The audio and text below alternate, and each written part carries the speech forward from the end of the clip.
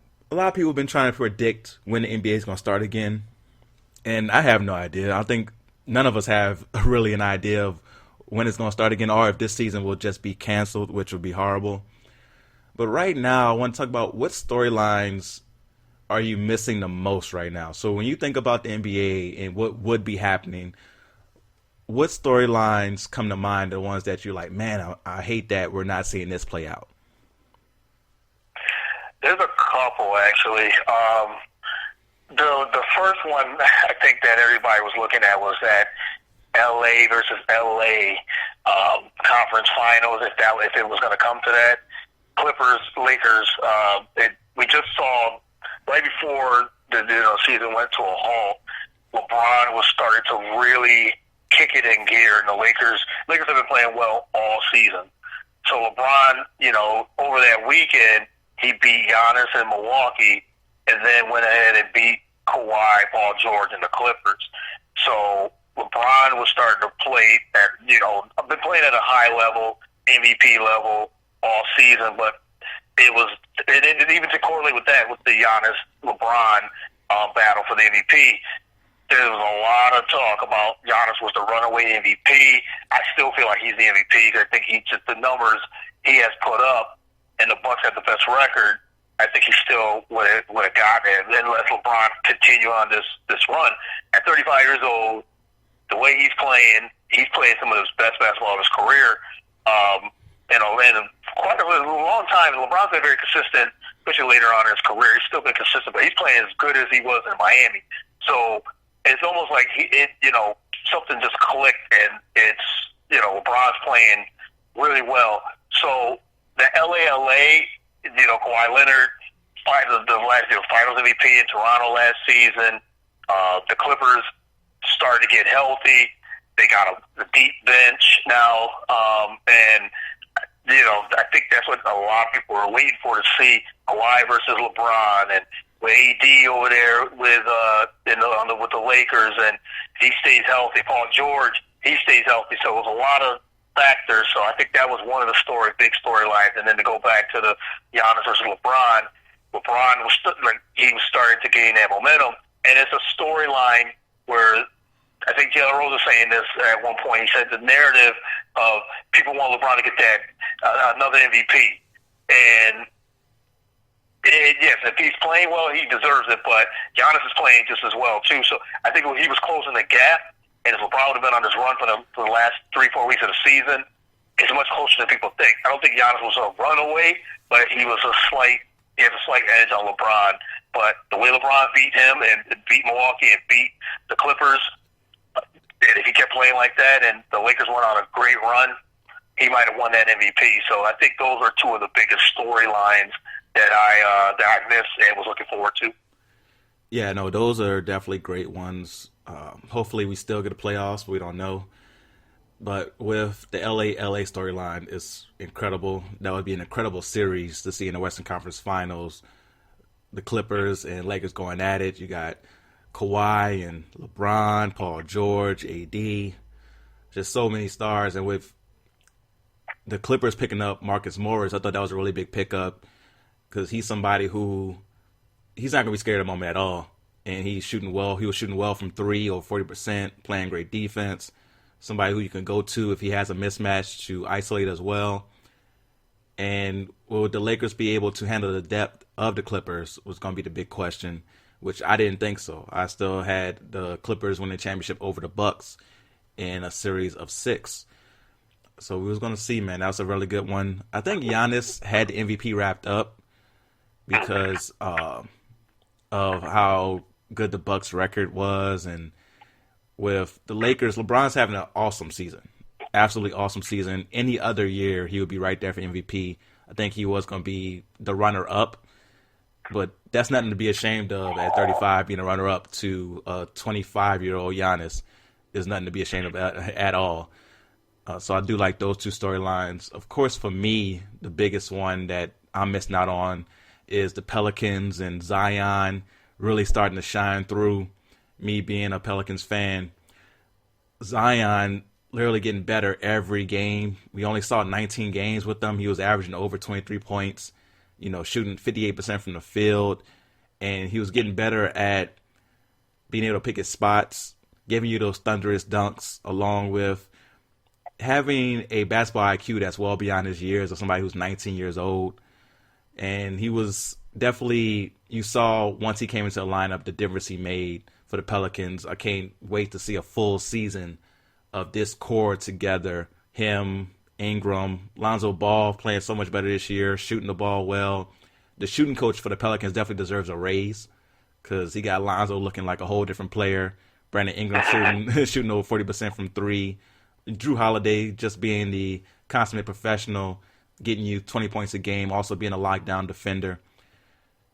Team is this a wealth of talent on the Pelicans, and they were starting to put it together. And they were 3.5 games behind Memphis for that 8th spot.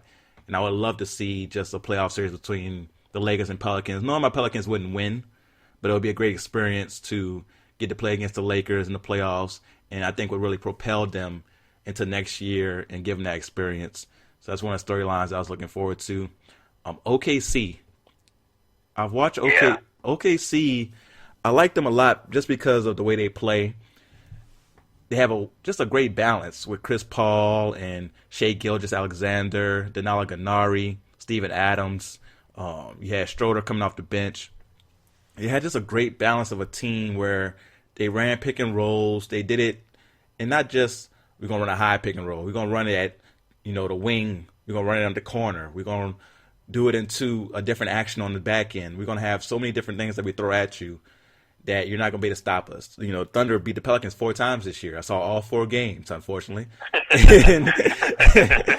and they just did it by out-executing the Pelicans. And I just love seeing them do this. And I love being reminded of how good Chris Paul is with the ball in his hand. Yeah. That's something that we kind of forgot about because in Houston, James Harden being a better player, he had the ball in his hands more, right? Which should happen with him being a better player. But when Chris Paul had the ball in his hands, one of the reasons that Chris Paul and James Harden kind of had their beef is that Chris Paul would say, well, James Harden would just stand there and make it, I was playing 4 against 5, which if you ever played basketball, period, it makes it hard for your offense to run when basically there's one guy roaming around on defense that doesn't have to worry about that offensive player contributing on that play. So, so now we get to see Chris Paul at his best, and that's why he made the All-Star team this year. And I would love to see an OKC versus Houston first-round playoff matchup. Mm-hmm. That would be awesome. That would be awesome. And then just to, with the Chris Paul OKC, when we threw predictions and, that there was nobody, we thought OKC was going to be terrible. Like, they were young. They had stockpiled a lot of picks. They traded Paul George and Russell Westbrook. So we were thinking, they got Chris Paul. He might not even be there. And they're a big, huge surprise. So it would be nice to see that if that was OKC in Houston. I think it would be a tremendous matchup because now Houston, another storyline with them, can they even win a championship with no center? Like they're playing with guards and small forwards, and their center, PJ Tucker was a 6'5", basically small forward, really playing center. So can they sustain that run in the playoffs when these big teams like a Lakers, like the Clippers, who can run multiple bodies out there? Denver, they're a big team. Utah's a huge team.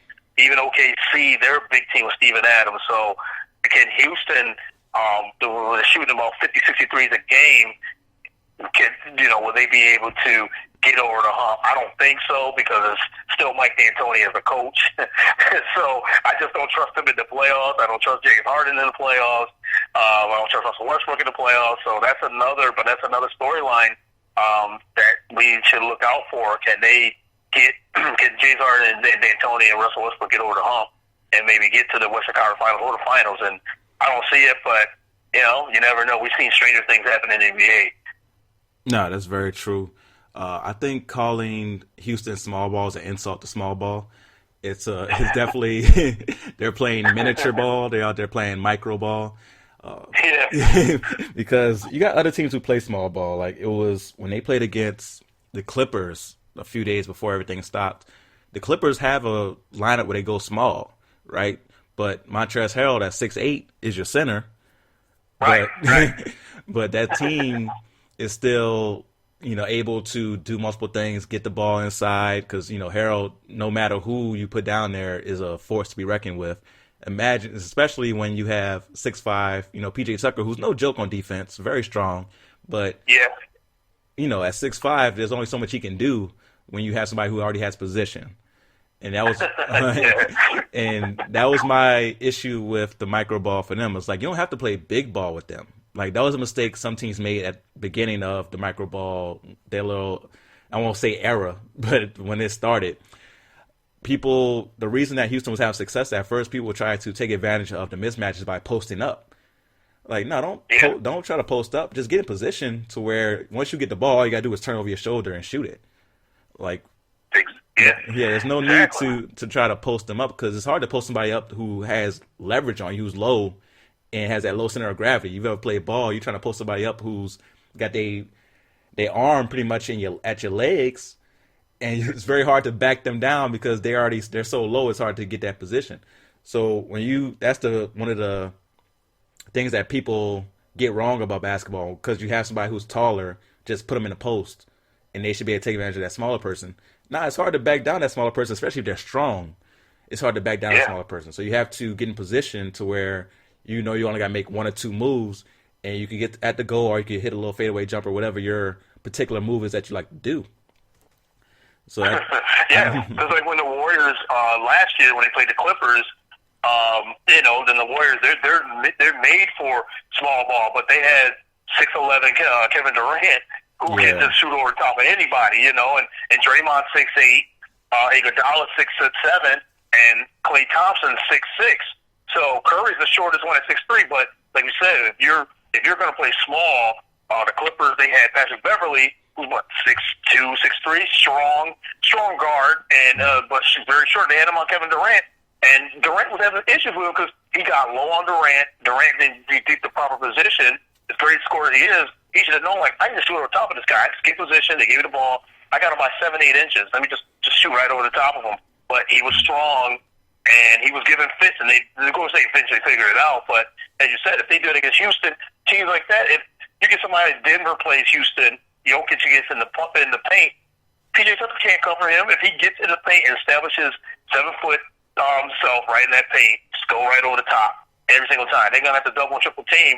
And you got shooters. If you got shooters on the outside, Denver, teams should pick Houston apart. But like you said, they don't play that type of ball where they're just throwing it in the post and not getting position. You got to get position, especially if you're a big man that's got 5-6 inches on their biggest player. And it should be easy, but teams just throw it in the post, and there's no good shots, and they're not in the post. That post position is not established, and then they just get in there and then they're missing easy shots. Yeah, exactly. Some other storylines that stand out to me, of course, Memphis, seeing Ja Morant, if they would have made the playoffs, him being able to, as a rookie, lead that team to the playoffs the way he has, is something that, we would love to continue to see. On the Eastern side, Philadelphia, with them, can they, recuperate from what's going on? If the season does continue, they'll be one of the teams that would benefit from the stoppage, because Embiid was out, Simmons is out, so they were going through a tough patch with injuries. So they could be a team, if the season does continue, that would benefit from it. And if they come back healthy, are they good enough? Or is Charles Barkley right when he says that they're mentally weak and that they can't win on the road, they can't handle the pressure of having expectations? That's definitely a very big storyline that I would love to see continue going forward, because at the beginning of the year, we all thought it was going to be Milwaukee, Philadelphia, and then the rest of the East. Yep. Exactly. But Milwaukee has established themselves as the best, and Philadelphia's in that mix with Toronto, Miami, Indiana, in that middle mixture with everybody else trying to determine who's the second best team in the East. So it's definitely interesting to see what they be out in the first round. If they play against Miami, Jimmy Butler against his old squad in the first round, that would have been something interesting to see. Jimmy Butler, imagine how much trash Jimmy Butler would talk if he knocked Philadelphia out in the first round and he was the one to do it. Yeah, so there's a lot of great storylines. Hopefully we get to see these play out, but we don't know. We just got to wish for the best. And hopefully that, people social distance correctly and we can get back to basketball soon. Yeah, I agree. Totally agree. I know me and you were waiting to see. I know Adam Silver, he's talked about, he said 30 days, but it's going to be longer than that. Then he said, well, maybe we can play either a tournament, or if we do, they can play in May, June, and start it back up in May or June, and then play all the way to August. I think that's the most ideal. Position that I think you have to take. And if they do play to August, what I would do if they play in August, I think they should for the next season give them a couple of months off, because that's a long season even with the rest in between. Start games on Christmas like we've been like a lot of basketball fans have been saying over the years. I think just for that season, next season, just do a shortened season next year, because this one might be a wash anyway. So start on Christmas next year if it goes on, if they're able to salvage the season. Yeah, no, I definitely like that idea as well. Like I said, I'm just wishing for the best going forward. But one sport that has not stopped is the NFL. So we will definitely get into NFL free agency and talk about the different moves that have been made, what teams are out here doing the right things, what teams are out here doing the wrong things. So we'll be right back after this music break talking NFL free agency.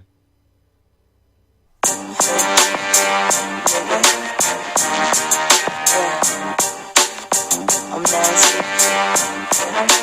Do it.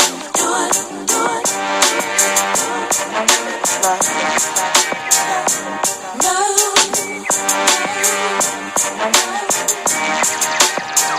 I was looking for affection, so I decided to go. Swing it in my direction. I'll be out of control. Let's take it to perfection. Just you and me. Let's see if you can bring the nasty out of me. Suck it, suck it to me like you tell me to. I can take it like a pro, do a long throw with a backstroke. My hormones jumping like a disco. I be popping mess like some Crisco. All you gotta say is Missy go. And when you say go, I really move slow. I'm at your house around midnight. Don't fall asleep. It'll just be me on a late night creep. I'ma show you things that you can't believe. Jump in this BED and won't you suck it to me? Suck it to me. Suck it to me. I can take it like a pro. Do a long throw with a backstroke. My hormones jumping like a disco. I be popping mess like some Crisco. All you gotta say is Missy go. And when you say go, I really move slow.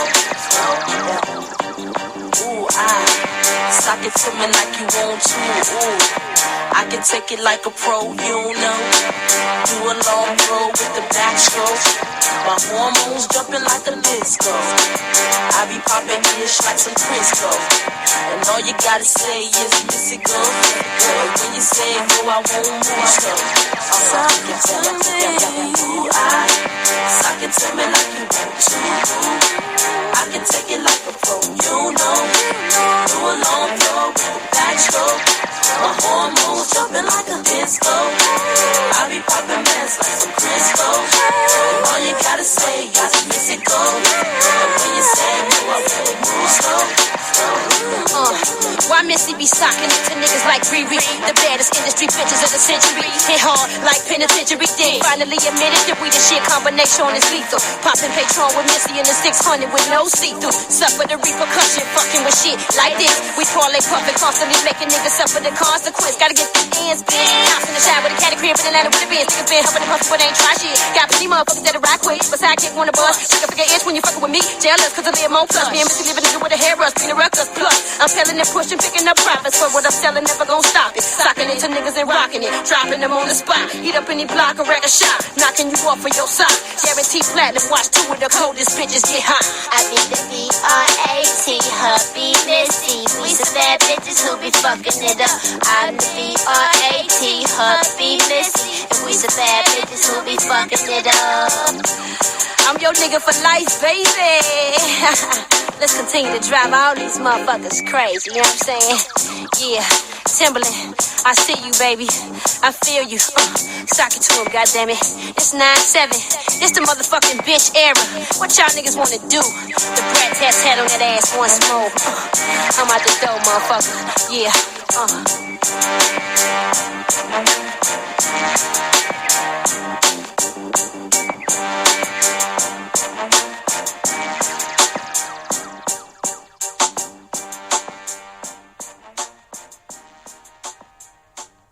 Welcome back to The Real Deal with Damian Adams. Hopefully you enjoyed that music break. And now I'm back with my man Courtney Harden to talk a little bit about NFL free agency. And I want to go team by team and get your thoughts on what each team has done. If the team hasn't done much, we'll just go on and skip by them. But there's been a lot of moves, man. So let's go in ABC order. Let's start with the Arizona Cardinals, who probably made the biggest move of free agency so far. If you're not talking about names, of course, Tom Brady and Tampa Bay is probably the biggest name. But as far as biggest talent, DeAndre Hopkins getting traded to the Arizona Cardinals, and they basically gave up, some Kool-Aid, some potato chips. They didn't give up much, but I shouldn't disrespect David Johnson that way. David Johnson does have talent, right?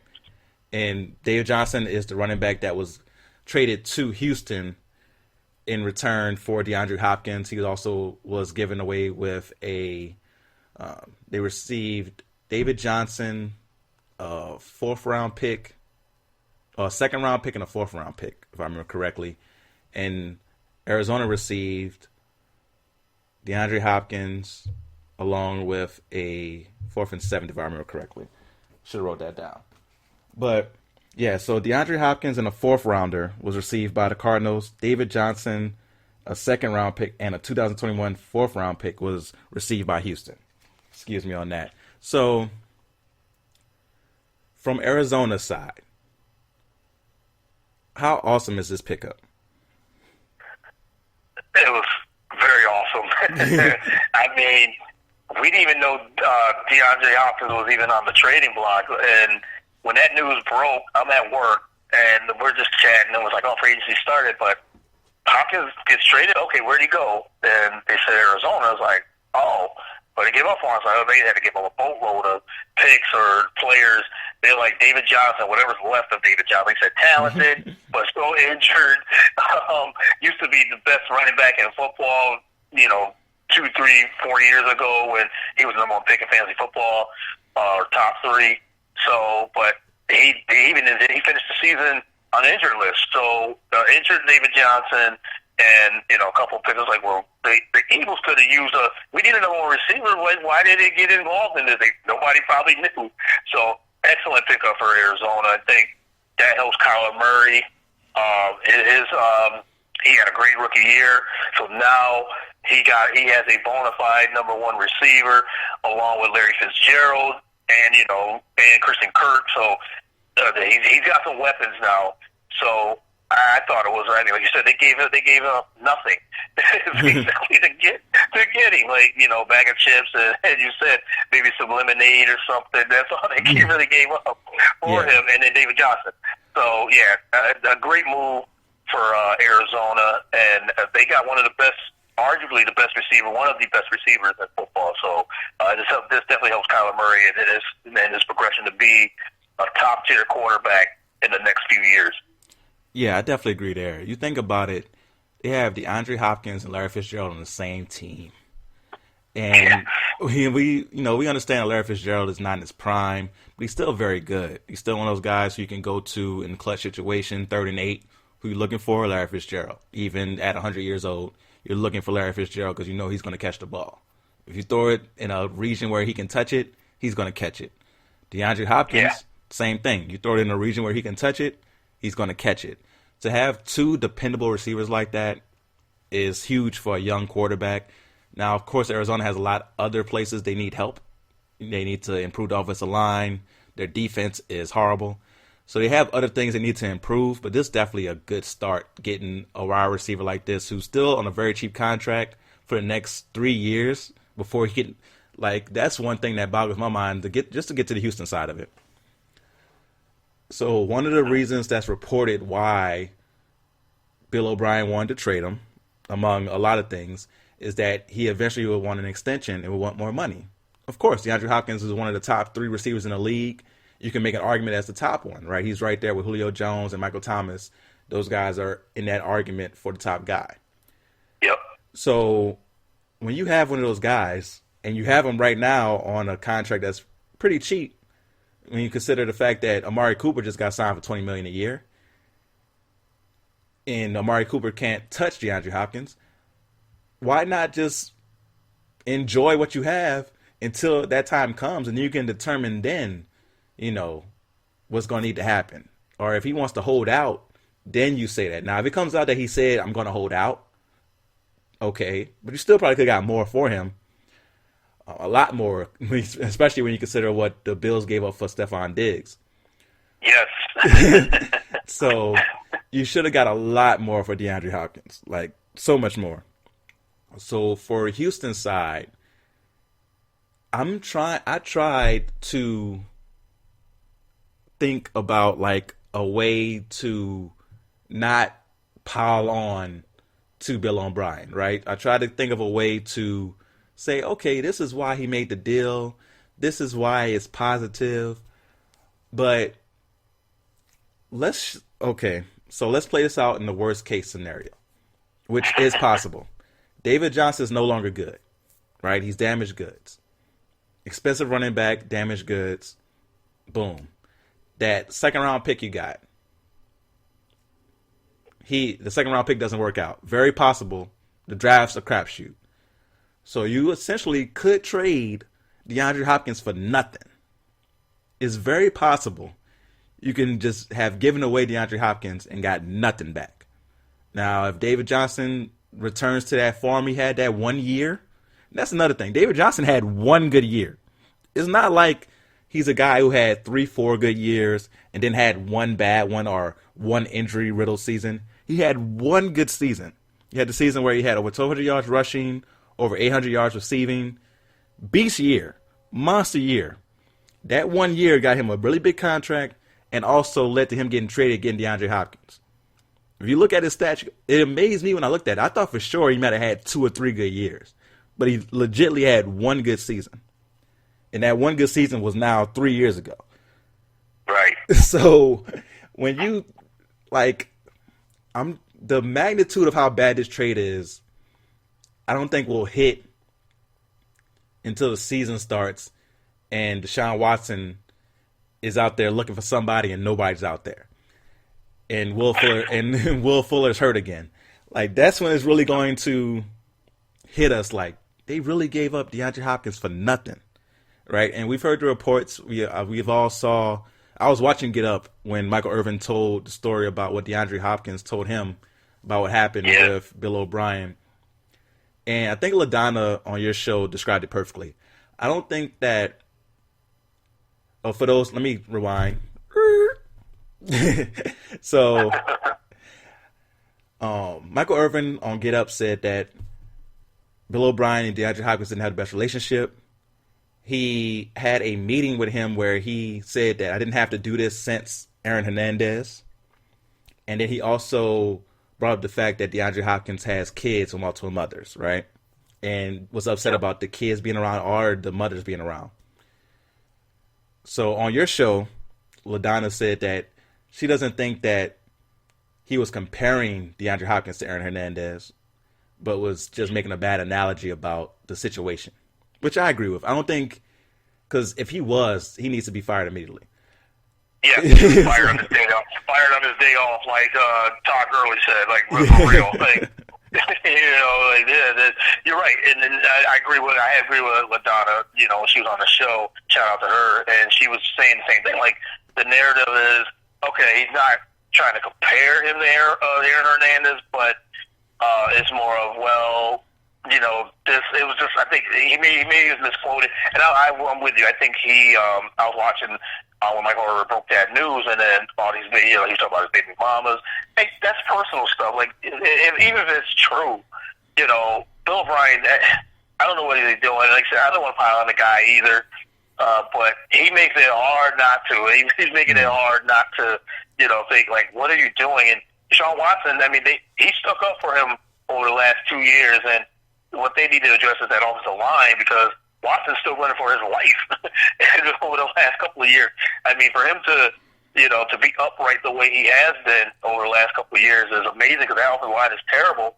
And now you trade his number one target, and like I said, one of the best receivers in football. He's going to be looking like, okay, who am I throwing to? Will Fuller plays half the season, and I got a banged up David Johnson in the backfield behind me. I don't know. What am I going to do? So this is going to be a quick question mark for Deshaun Watson. Just how good he is. I think he's a very good quarterback, but now we get to really see, maybe like how he was in Clemson, just making plays. But man, that was just a terrible, terrible trade for the Texans to do, just to get rid of DeAndre Hopkins. Yeah, if I'm a Houston fan, I'm upset right now, like really, really mad. And like they picked up They picked up Randall Cobb. Like that's what you're gonna do afterwards. So it's it's something that you just can't really fathom why you would make that deal, especially with a 27-year-old DeAndre Hopkins who's been healthy his whole career, compared to David Johnson, who's a running back. Who now I do think that running backs are undervalued, but David Johnson's one of those guys who makes my argument bad. Like he's a black eye towards my argument because he got the big contract and didn't live up to it. So it's just man, like I don't understand what that was. Terrible. All right. So now let's move on to the next team in alphabetical order, the Atlanta Falcons, who they made a few moves. They were able to pick up, let me see here. They pick up Dante Fowler Jr. and they got rid of Vic Beasley, which Vic Beasley was somebody who was very disappointing on his contract, never lived up to that 1 year he had. They also picked up Todd Gurley. And Todd Gurley is somebody who, again, could be a running back who's damaged. We don't know. He says that he's good to go and that the Rams held him back. We'll see this year. We'll see if they let him run 20 times a game. I believe if the Rams could have been being overcautious. There is a chance of that, to where he was able to carry the load like he did the year before last when he made the Super Bowl. But by the time the Rams were struggling, why not ride Todd Gurley by that point, right? If he can do it. So right. I think that, there's definitely cause to pause with Todd Gurley, but they didn't spend that much on him. But they also let go of Freeman. You no longer have Tevin Coleman. So Todd Gurley's your guy. Can he be that guy for you? And, you're going to get, you're not going to get 8 in the box because you got Julio Jones, that monster on the outside. So you're going to have running lanes. So Gurley will have an opportunity to prove himself, because those weapons they have on the outside with Julio Jones, like I mentioned, and Ridley, they have good receivers. So you're going to have to respect the passing game with Matt Ryan. So Todd Gurley have a chance. We'll see. Do you think we'll see a version of Todd Gurley that's going to live up to expectations? I think the only way we get the Todd Gurley from, just even 2-3 years ago, with another guy that was one of the best running back. He was by far the best running back about 2-3 years ago, and it wasn't even close at one point, and I think the only way you get that version back of him is if he's not the workhorse back. If he's like a guy that can get 10, a little bit more, maybe 15 touches a game, and he's a running back by committee, but he's the clear-cut number one. But it is still by committee, and then you can save him for towards the end of the year. Kind of like what the Rams did. They started feeding him towards the end of the year. We saw flashes of Todd Gurley.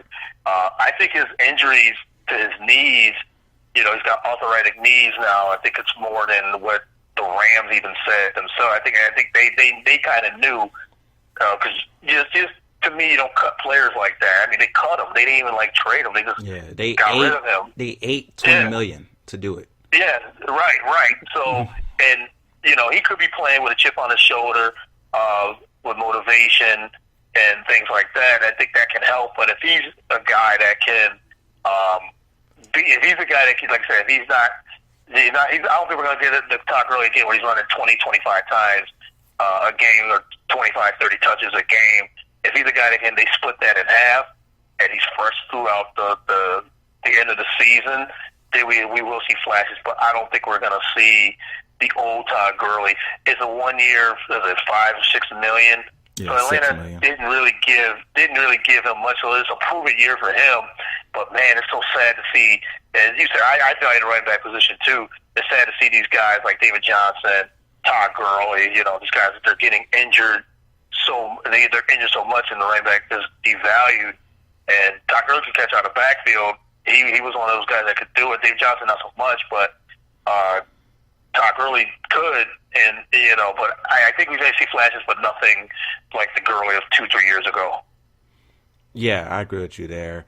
The only thing that's going to be nice is that the people who are Georgia and Falcons fans will get to do the split jersey with the Georgia Bulldog and the Atlanta Falcons jersey. Those would be cool to see. And hopefully it lasts more than 1 year so people don't just waste their money. But but we'll see, man. Now, this next team has really impressed me. I think this next team is really trying to make that Super Bowl push. I'm talking about the Baltimore Ravens. Now, Baltimore, they went ahead and picked up Calais Campbell for a 5th-round pick. It was pretty late picks that they gave away for Calais Campbell to Jacksonville. They also picked up Brockers as well on the defensive line. And some people are saying that it's basically a Derrick Henry effect.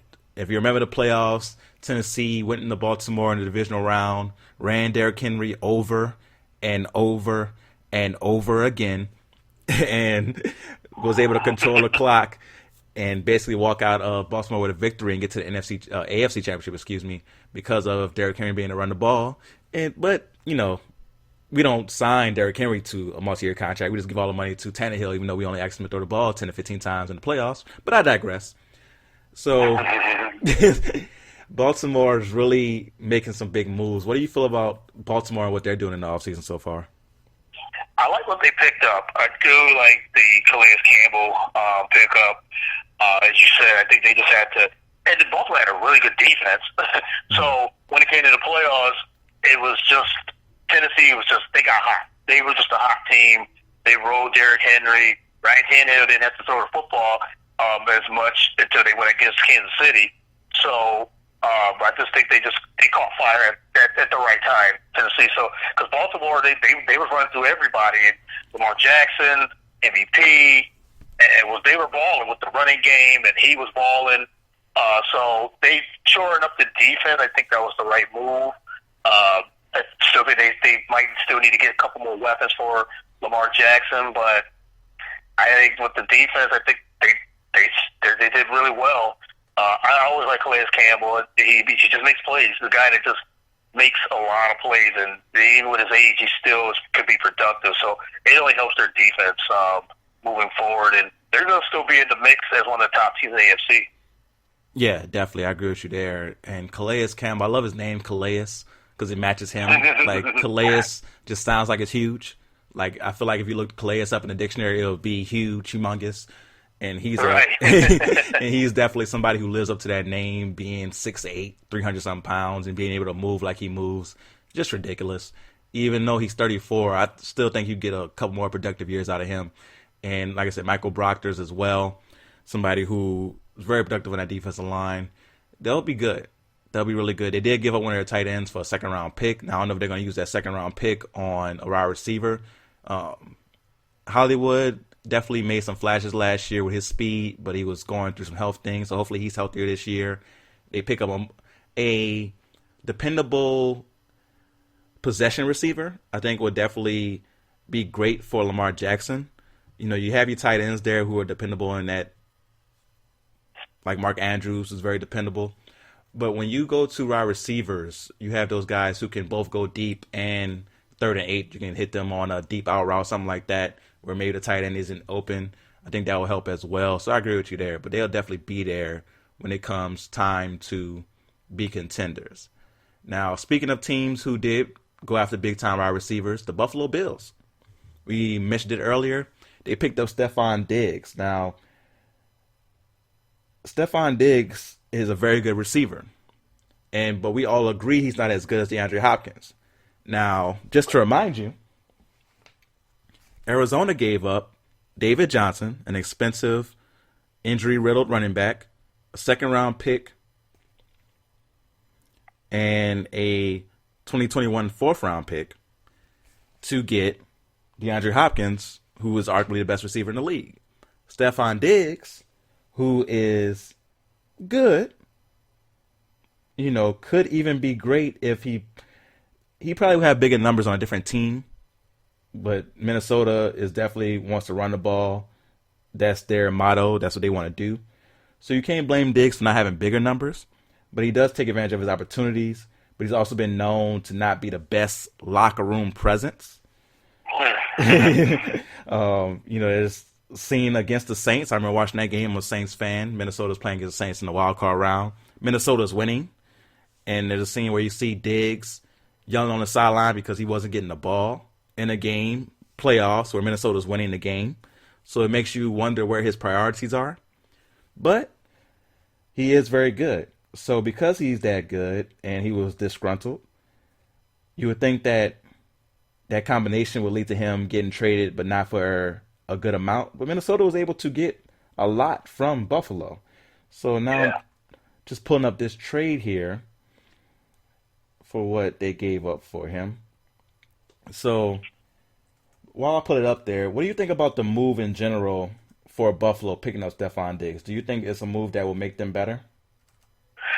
I think it does. I think it makes them slightly better because Buffalo needed a number one guy, number one receiver, and Diggs is like I said, he's a solid, very good wide receiver. Now, I think they gave up too much for him. They gave him a first, a fifth, sixth rounder, and a fourth round for next year. So that's a lot. I mean, Minnesota came out pretty good, but Buffalo was in desperate need for another receiver, especially a guy that can get open, can make plays for the young Josh Allen. Josh Allen has improved from in his first 2 years, so he just needed another guy that can actually just separate on the defense and just get open. You know, he's got John Brown, another speed guy, Cole Beasley underneath, but you still need, in this day and age, you still need at least either a back end of a number one target receiver or upper echelon of a receiver. And Diggs is in between, so he's more of a probably number two, high number two, bottom of the half of number one. But he's the best receiver they got right now. So yeah, it helps out. Like I said, helps out Josh Allen. They got a solid running game, and now they have three receivers now with Diggs as the number one. So this opens up a lot for Allen. He loves to throw the deep ball. Diggs gets open. He's a burner. He can get open. So it definitely helps them out. As you said, as a locker room guy, that's another story. If he's not getting the ball, and they signed Josh Norman, and I think they signed Josh Norman as well. So there's some personality issues. I think they might have that, but they need a number one receiver, and they said, we'll just give up a lot and let's get him. So I think they made up pretty well. Yeah, I like the move in a vacuum to pick up Diggs. They did give up a lot, but I think they see the opportunity now with New England being a team that may be down. So there's finally the AFC East is open, and we are coming off a good year. We have a really good defense that shouldn't really be any worse. It should be just as good next year, with the personnel that they have, and they haven't really lost much. You're like, okay, we can do this. Let's get a receiver who can take advantage of the arm strength of Josh Allen. Now, one thing that Josh Allen doesn't have that Kirk Cousins has is touch on the deep ball. I think that's one thing that Stephon Diggs might miss. Kirk Cousins, for all his criticisms, does throw a great deep ball with touch. One of the biggest passes of the year he made was to Adam Thielen in overtime, where he just threw it perfectly into the cradle of Adam Thielen to get them down to the 2-yard line, which led to the play where they ran the fade to Rudolph in the end zone to win the game against the Saints in the playoffs. So Kirk Cousins, we'll talk about him in a little bit as well, with his just out here just getting money. He just that's what he does. Like, he's a legend at the bank. So with Kirk Cousins, you had that touch on the deep ball. Josh Allen's still working on that. Now, he still has time. This is he's only his second year. So he has time to develop that touch. He already has the arm strength. Like, he has a cannon attached to his arm. So that's something that they'll be able to take advantage of. I think that it's a good move. And like I said, their defense is already set to go. They just need to improve on the offensive side. And they should have beat Houston in the wild card round. If people remember, they choked that game away. Like, just eating chicken bones, choked that game away. So, and they definitely should have been in the divisional round. And if they were there, you don't know what happens. So they should be a team that's, favored to win the AFC East next year. And I do like the move to be aggressive. They gave a lot, but you don't know who else is betting for them, what other trades are out there. So you just have to kind of trust them on what they gave up there for Stephon Diggs. But we're going to take our next music break, and when we come back, talk a little more NFL free agency. We're going to get through these other teams a little faster, though, because I'm a little long-winded. I apologize, but we'll be right back.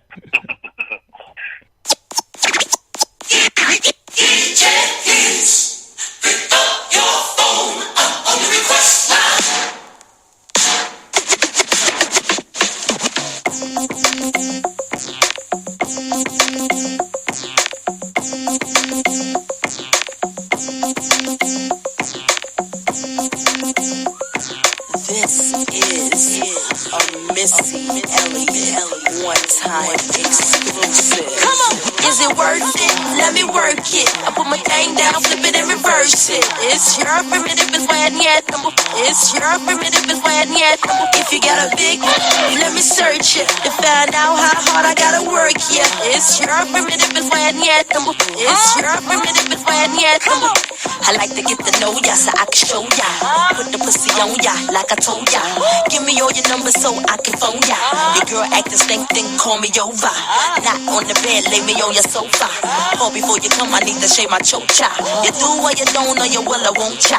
Go downtown and eat it like a vulture. See my hips and my tips, so cha. See my ass and my lips, don't cha. Lost a few pounds in my whips, for ya. It's the kind of beat that go ba-ta-ta.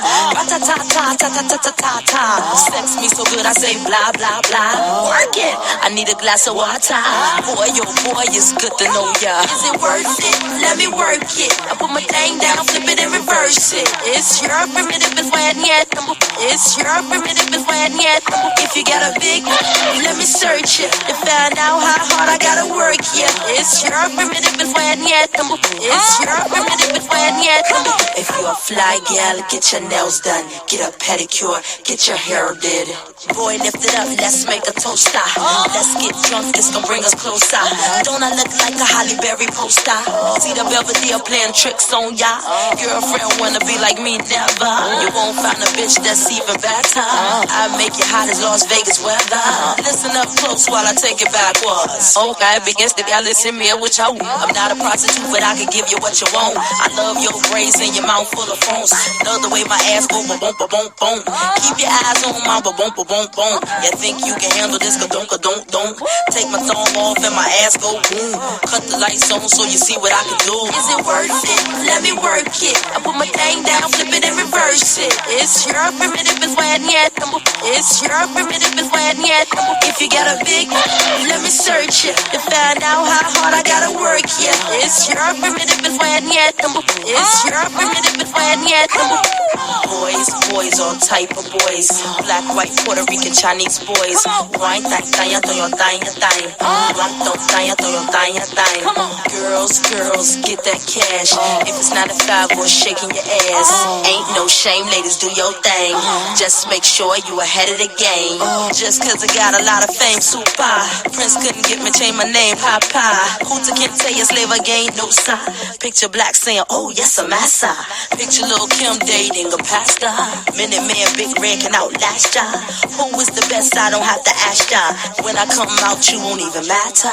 Why you act dumb like, duh? Say you act dumb like, duh. As the drummer boy go brr-pum-pum. Give you some of this cinnabon. Is it worth it? Let me work it. I put my thing down, flip it and reverse it. It's your primitive is when yet. It's your primitive is when yet. If you got a big, let me search it to find out how hard I gotta work. Yeah, it's your primitive is when yet. It's your primitive is when yet. Some fellas, I like the way you work that. To the ladies, whoa, you sure know how to work that. Go.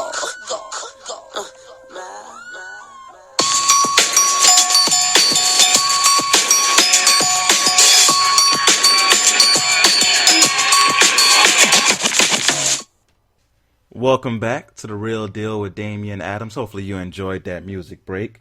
I am back with my main man, Courtney Harden. Talk a little more NFL free agency. And so we were going through the teams in ABC order. So let's continue to go through that and see what team we have next here. One moment. So as that pulls up here. Got the Carolina Panthers, another team that's been busy. So Carolina, it came out that they granted permission to Cam Newton to request a trade to see what teams are willing to trade for him. Then Cam Newton came out and replied to that news by saying that he did not ask for this. They pushed him out the door. It was very hard to read. He writes his Instagram messages in this very funky font. But once I was able to decode it, we saw that he's not happy about it. He wanted to stay in Carolina. He loves Carolina. But Carolina obviously has moved on. They signed former Saints quarterback Teddy Bridgewater to a contract for 3 years, $63 million. I believe the first 2 years of that is guaranteed.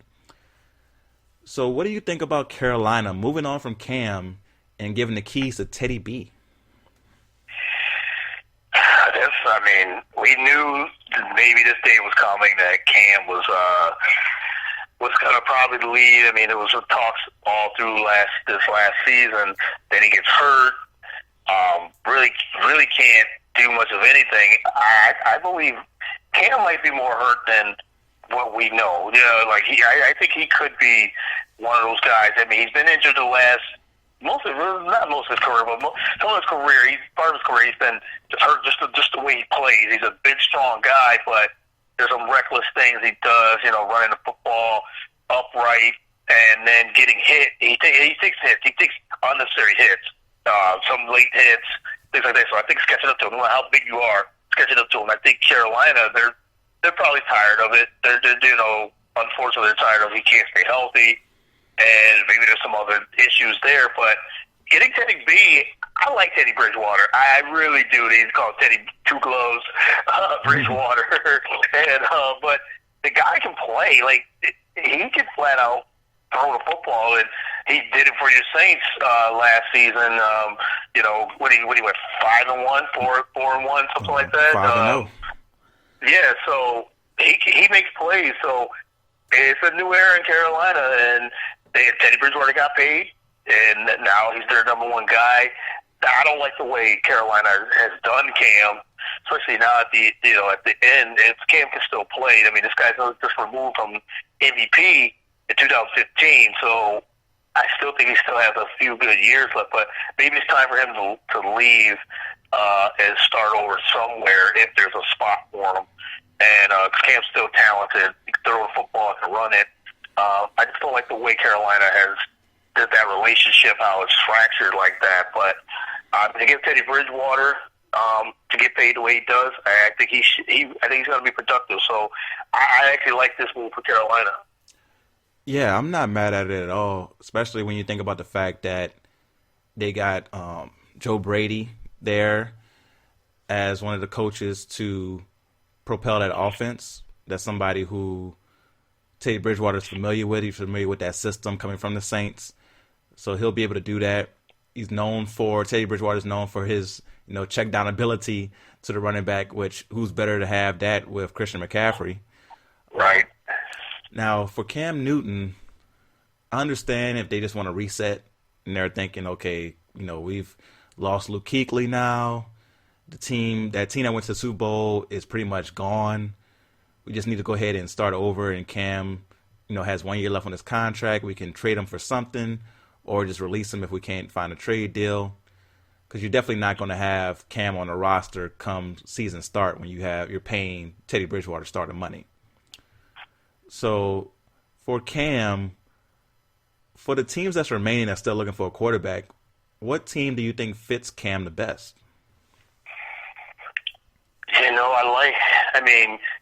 New England's going to need a quarterback, but I think the team that should look at Cam is the LA Chargers. I know that they said Tyrod Taylor is their guy, but why not put him in LA? LA's got a lot of talent. They got the outside receivers. They have a running game, decent offensive line. Cam can fit right in. Maybe they're just that one piece away on offense, and he can fit right in. New England is a team too that's going to need a quarterback because one of their biggest, one of the best players that we've ever seen, and Tom Brady's gone, which we never thought that would happen. They got a spot, but that's not a New England type of move. They don't, Cam's don't seem like one of their type of guys, and they don't really. They hadn't had to get a quarterback in 20 years, so they could use Cam. But I really like him on the Chargers. Losing Phillip Rivers, and I don't think Tyrod Taylor's the answer. Pretty decent, but if you get a chance to get Cam, I think they go for it. The Bears would have until they picked up Nick Foles, so I think that would have been the perfect spot. But they went a different route. So yeah, I like him on the Chargers. Yeah, Chargers are good. That's a good spot. I agree with you. I would have said the Bears as well. I said the Bears a couple weeks ago when we were first just thinking about different spots for Cam Newton. The Chargers, I want to see Tyrod Taylor get a fair shot. I feel like throughout his career, he's been kind of shafted. You think about the first time Buffalo made the playoffs in the new millennium, they were led by Tyrod Taylor. And then he gets, thrown out of that situation. Gets put in Cleveland where everybody wants Baker Mayfield. Hugh Jackson, that offense wasn't working. Tyrod Taylor doesn't look good. Baker Mayfield comes in, looks great for those few games as a rookie, but then the second year he shows all type of flaws. So and then he goes and backs up Rivers. So I think Tyrod Taylor could do a good job there, especially throwing to Keenan Allen, having Eckler there. But if you are looking for a upgrade, a healthy Cam Newton is definitely better than Tyrod. So I agree with that. New England would be very interesting. I would love to see New England do something just totally different and make the playoffs. Like, it would be awesome to see them do something totally different, have a whole different team philosophy and style, and make the playoffs with Cam Newton and contend. That would be crazy to see. Part of me is never rooting for the Patriots, but rooting to see what they do and how they move forward going from this losing Tom Brady, just to see what happens. Because we only had that 1 year where Tom was hurt. They went 11-5 with Matt Castle, and it was a crazy year where a team 11-5 missed the playoffs. Yeah. So it was very weird that season with the Wildcat in Miami taking over that year. It was just a weird year. So for Cam Newton, I agree with you on the Chargers being the best spot. Now, you just mentioned Nick Foles. Our next team is Chicago. So, Chicago, they made the move to get Nick Foles. Jacksonville is saying that Minshew is their guy. So, for Chicago, do you like the move of getting Nick Foles? And is Nick Foles starter day one? This is a tough one because, you know, me as an Eagles fan, I do have such place with Nick Foles just for what he did, getting our first Super Bowl. But I'm not one of those I'm not a Nick Foles fan to say he should be starting. Anyway, I think he's a great backup, a guy that can come in and win you some games, and ultimately win an MVP in the Super Bowl. But I think he's an overpaid starter now, and he can get hot 5-6 games if that's all it is, but not for a full season. I mean, Jacksonville just got rid of him, as you said. He played a couple of snaps and then got hurt first game of the year, and then came back and then lost his job again. So I think that's what Nick Foles is. Now he's going against Mitchell Trubisky, and Trubisky's not good at all. They've given this guy many chances, the Bears have. So he still hasn't taken it. So they went out and got a quarterback to try to push him. And they got a guy, again, who's a Super Bowl MVP. So he has a good shot. Will he start? I think Nick Foles probably will start. I think he will end up beating Trubisky and start the season. I think it will be a mistake, but Nick Foles, he's won games, and he's won the biggest games, so I think he will start for the Bears day one. Yeah, I can see him beating out Mitch Trubisky. Trubisky is someone who I've never been a fan of. I didn't get it. Like, from day one, I didn't get it. When it was when they were like, oh, Trubisky's going to be the first quarterback taken off the board over Patrick Mahomes and Deshaun Watson. Now, I didn't know Patrick Mahomes would be Patrick Mahomes. I'm not going to lie and say I knew he would be this guy. But I damn sure didn't think that Trubisky would be better than Mahomes or Watson. So it was just like, why is this hype over this guy, right? It reminded me of the whole Mike Glennon thing. Remember Mike Glennon? For all these years, it was Mike Glennon's going to be this guy. And he got paid so much money to not do anything in the NFL. And I just didn't get it. Like, why did we believe, or why did people believe, not we, why did people believe that Mike Glennon was going to be good one day? Because he was 6'6"? Like, I just didn't get it. And I didn't get it with Trubisky either. Trubisky's a good athlete. Like, when he scrambles, he makes plays. He has moments, but they're very few and far between, where he makes a good play with his arm. They definitely need an upgraded quarterback. So if they didn't go with Cam, even I think Jameis, honestly, if you believe you can get his turnovers down, but I can see why Jameis will scare you off as well. Jameis throwing 30 interceptions in 2019 is nuts when you think about the fact it hasn't been done since the 80s.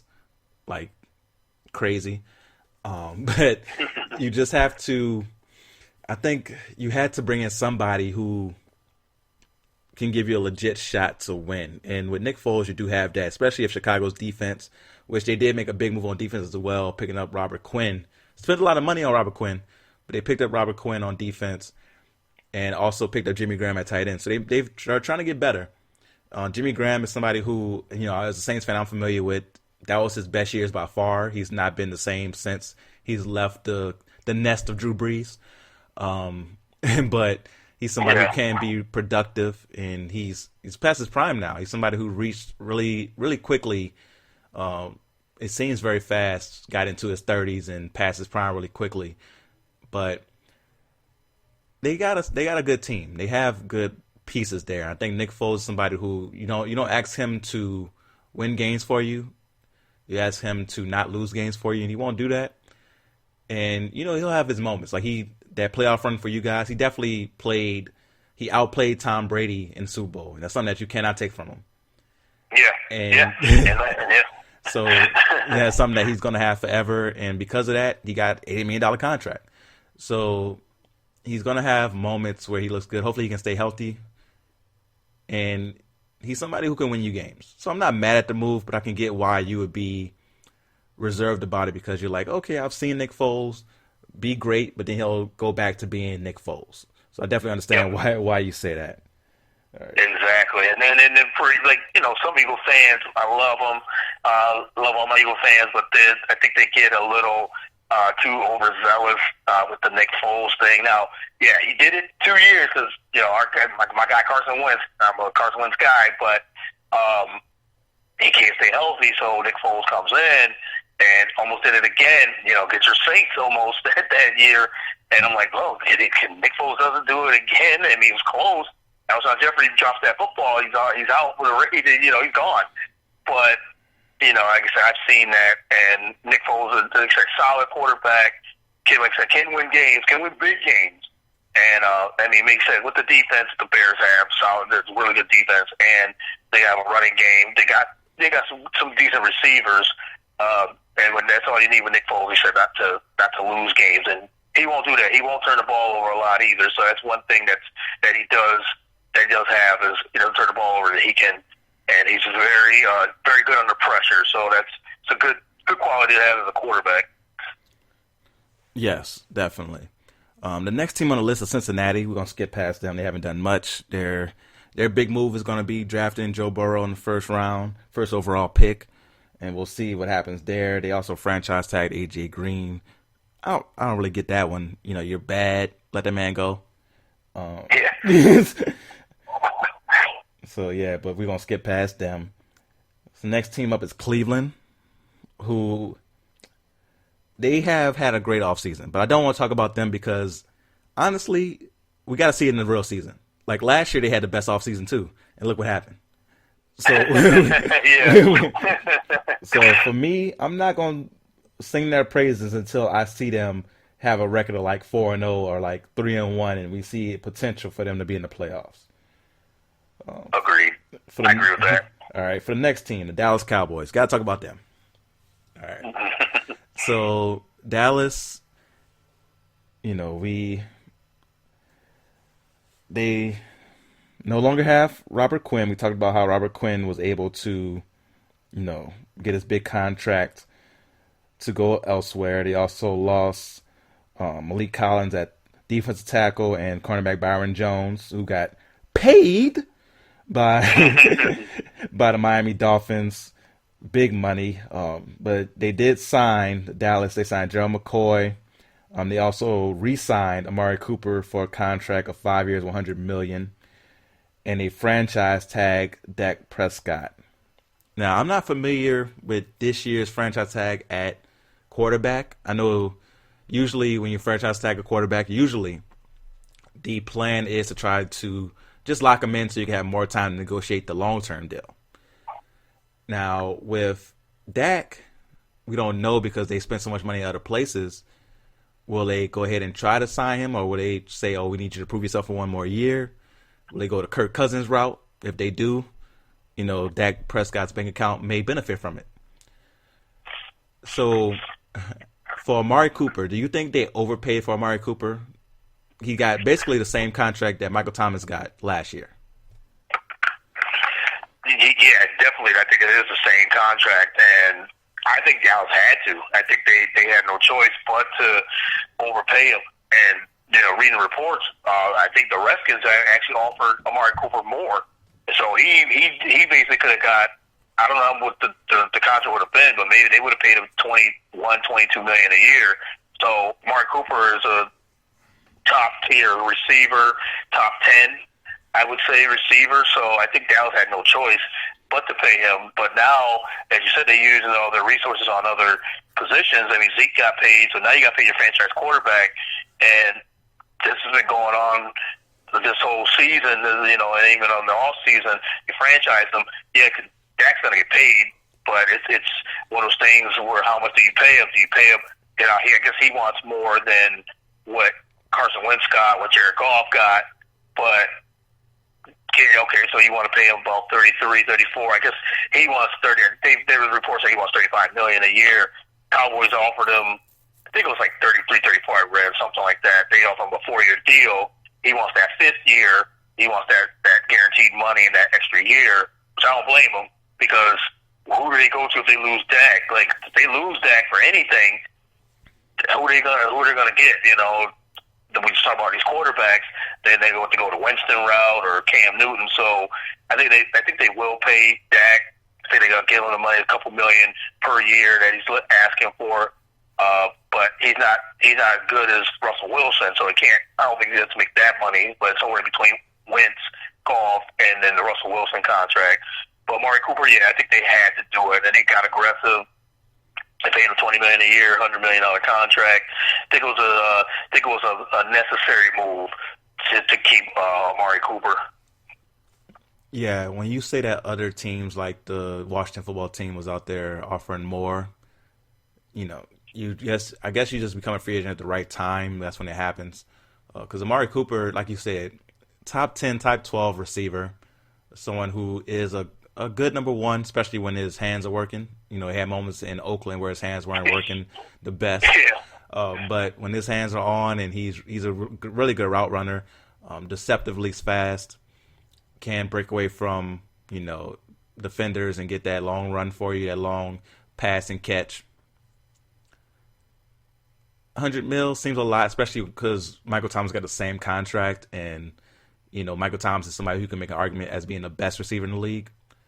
It's a little tough there, but for Dak Prescott, I can't blame him for wanting 35, especially when Tannehill just got 29.5 a year. So is Dak Prescott saying I'm $5 million better than Tannehill, especially when come Gutrich time, Tannehill only had to throw the ball 10 times a game. Like, there was one playoff game he threw the ball, 10, maybe 12 times? Yeah. So when you're saying that, you know, you're paying that guy $30 million a year pretty much, even with Ezekiel Elliott, I'm going to be asked to do more than that. And so I can't blame him for asking for 35. So we'll see. I think if he's trying to get more than 35, that's when you have to pump the brake and say, all right, you got to show us that this year then. We'll franchise tag you. If you show us you're worth 36, 37 this year, then we'll do it. But we're not going to give you that off jump. So I definitely understand that. I think the moves they've made have been good. They have lost some key pieces, but I understand not being able to pay Byron Jones. Byron Jones is very good. I was listening to your podcast when LaDonna, who's a Dallas Cowboys fan, so she's definitely more in tune than me when it comes to the Cowboys. But she was talking about how Byron Jones only has 2 interceptions. You got to look past interceptions sometimes, though. Sometimes you can get fooled by interceptions. Like, for example, Minka Fitzpatrick for Pittsburgh had a bunch of interceptions last year. But then when you look at it, they were all overthrown passes, tip balls, easy interceptions. With Byron Jones, you know, he's a shutdown corner, and those guys are hard to find. So when you get a corner who can shut down his side, it makes everything so much easier for your defense. When you get somebody like a Stephon Gilmore, that made the Patriots defense so much better last year. The fact they knew Stephon Gilmore was going to shut down his side. When you have a shutdown corner, now you can blitz more. You can mix up your zones. You can have zone on one side, have man on one side. You can mix up things so much more when you have a cornerback who you know you can trust. I think Byron Jones is that guy. Dallas will miss that. But Dallas will be good. I don't think they'll be Super Bowl contenders or anything like that, but they'll be good next year. And in the NFC East, in Philadelphia, you know, Philadelphia is probably should be better next year, just health-wise, because had that many injuries, shouldn't happen 2 years in a row, just on the law of averages pretty much. So we'll see what happens with Dallas going forward, but I understand why they made the moves that they made. So, yeah, just the Byron Jones thing, I think with Dallas and, you know, other teams, because the Eagles were all in, and hearing a story that, you know, they backed out because it was too much money. They thought it was way too much money. And I agree. I think Byron Jones, he's solid. He's very solid, very good, athletic, and cover. I just think that the money was just too much. He was like, nah, 5 years. He's young too, so he has that on his side. But Dallas probably thought the same thing. Like, you know, we can't. We're not going to be able to pay him, Dak, Amari, you know, Zeke, and they got other big name players that are getting paid a lot of money too. So I get why Dallas let him go, but it could hurt too in the long run not having a corner like that unless they find someone of his caliber. Yeah, no, I definitely agree with you there. Next team is Denver. Denver did make some moves. They picked up Melvin Gordon for a contract that was cheaper than what Melvin Gordon was expecting. But we'll go ahead and let Melvin Gordon live and go to the next team because he probably suffered enough. So next squad, Detroit. All right, so Detroit. I don't want to talk about Detroit too much, but did you see Darius Slay's interview on First Take? Yes, I did. Okay. Yes, I just literally saw it today, actually, and man, that he said he lost respect for him. Like, this guy, Matt Patricia, another guy that's, kind of looking guy, still kept his job in that regard because he's been terrible. He's been a terrible coach. Like, that culture in Detroit it seems like it's toxic, and just because he came up from under Bill Belichick doesn't make him a good coach at all. Because it seems like players don't, I guess he's a culture type of guy. Their slaves, lost respect for him. Lost a lot of respect for him. Yeah.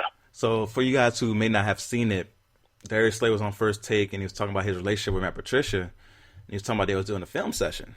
So he's showing that Darius Slay got beat a few times by a wide receiver. And he's like, okay, everybody gets called out. And he's okay with that. He's okay with you calling him out and showing his mistakes. He wants to become one of the best cornerbacks to ever do it, right? So he's like, all right, cool. But then he pulls up a picture of Darius Slay's Instagram, right? Now, he didn't say what the picture was, right? Now, I think it may have been a picture of him with maybe the wide receiver who had beat him on those particular plays. And Matt Patricia said, you need to stop basically giving this man fellatio. And people may not understand how disrespectful that is. And it's not something that's, because some people are going to take it the wrong way and say, oh, he's being homophobic because he doesn't want somebody to say that. No, it's different. It's not a thing of, oh, I don't want you to think I'm gay. It's a thing of, you're saying that I look up to this guy so much that I would do that to him even if I didn't, want to. And that's why this guy was beating me on the field, because I look up to him in this way, and you just put it in the most disrespectful way possible, right? Yeah. And for me, I would have lost respect for him too. And, you got to do your job. So you go and you play and you do what you got to do for the rest of the year. But I definitely would have been saying, get me out of here as soon as possible. I know I'm one of the best cornerbacks in the league. You can get, good value, but I need to go. So that's what happens. And Slay got, traded away to your Philadelphia Eagles. Yep. So how do you feel about that move from the Eagles side? I like it a lot, actually. Once the Byron Jones thing didn't go down because of the overpay or whatever happened there, the Eagles needed secondary help, cornerback help, definitely, because they're going to be losing guys in Ronald Darby and Sidney Jones. Sidney Jones, I think, he'll still be on the team unless they cut him.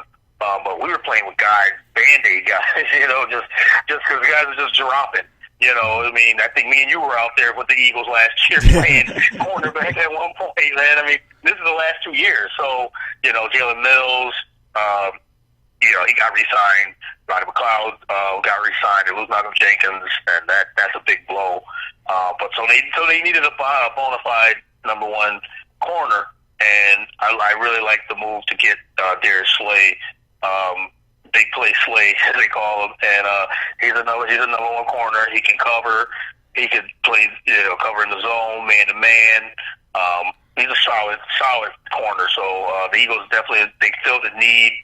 He was the next best player. So they didn't really give up too much. He had two draft picks, which the Eagles have collected over the last few years. So they had some draft capital to make that move. So I really like the move to get a guy that can actually cover and not get burned. I'm tired of the corners get burnt every single game just about. So now Slay can cover one side of the field or however they're going to use him. I think it was a very good move. Yeah, I agree with you there. Slay is a monster. He's been somebody who can get lost in the sauce in Detroit, but absolute monster. And hopefully he'll find a home there in Philadelphia where he can thrive. So we're gonna take our next music break. When we come back, tackle the rest of the league. We still got to talk about Tampa Bay and Tom Brady. So we still got things to cover. But when we come back from this music break, we'll go ahead and tackle the rest of the league. We'll be right back. Headbanger.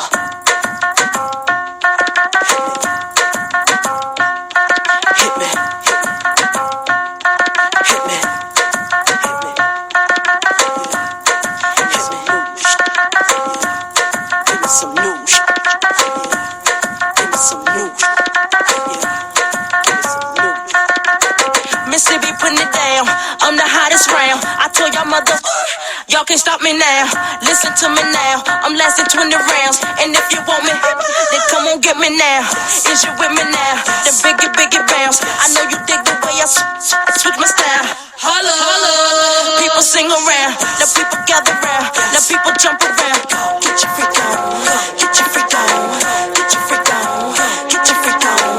Get your freak on. Get your freak on. Get your freak on. Get your freak on. Get your freak on. Get your freak on. Get your freak on.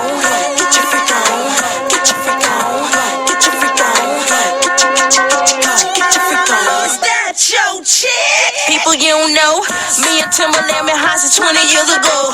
What the dealio? Now what the drillio? If you wanna battle me, then let me know. Got the feeling, son. Let me throw you some. People, here I come. Now sweat me when I'm done. We got the radio shook like we got a gun. Get your freak on. Get your freak on. Get your freak on. Get your freak on. Get your freak on. Get your freak on. Get your freak on. Get your freak on. Get your freak on. Get your freak on. Get your freak on. Get your freak on. Get your freak on. Get your freak on. Quiet. Hush your mouth. Silence when I spit it out. In your face. Open your mouth. Give you a taste. Holla. Ain't no stopping me. Copywritten, so don't copy me. Y'all do it sloppily, and y'all can't come close to me. I know you feel me now. I know you hear me now. I scream it loud and proud. Missy gon' blow it down. People gon' play me now. In and out of town, 'cause I'm the best around with the crazy style. Get your freak on. Get your freak on. Get your freak on. Get your freak on. Get your freak on. Get your freak on. Get your freak on. Get your freak on. Get your freak on. Get your freak on. Get your freak on. Get your freak on. Get your freak on. Get your freak on. Get your freak on. Get your freak on.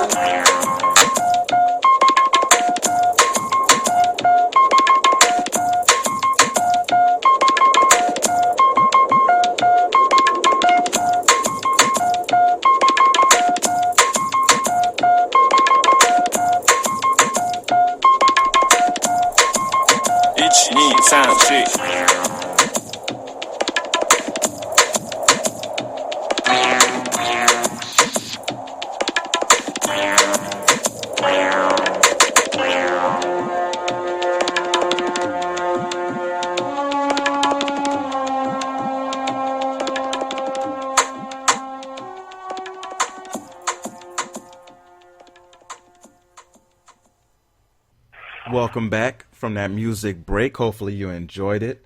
Let's get right back into NFL free agency. So let's get past a few teams here. We're going to skip past Green Bay. They're having a good offseason, but nothing notable. We already talked about Houston. That's who's next in ABC order. Already covered them. No need to pile on Bill O'Brien anymore. So now we have the Colts. So the Indianapolis Colts decided to pick up Phillip Rivers. They also made a trade where they traded away their first-round pick for DeForest Buckner from the 49ers. Very talented defensive lineman. And it's interesting.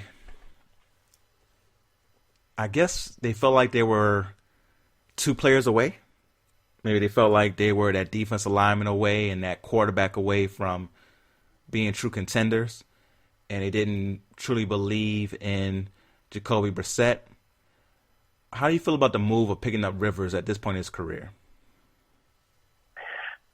I think Rivers might have a couple. I mean, I say he was playing for 2 years. I think he still got 2 years left. It's a 1 year, $25 million deal. So I think it's an upgrade over Jacoby Brissett. Jacoby Brissett I like Jacoby Brissett too. I think he's a pretty solid quarterback, but I don't think he could take that team over the hump. Now you get Phil Rivers, veteran, guy that's put a lot of years in. And had a pretty bad year last season, or not such a good year last season. But I think it's an upgrade. I think that was the best spot for him. They got good receivers. The running game is pretty good. So Rivers just needs, they got a really good offensive line, so they can block for him.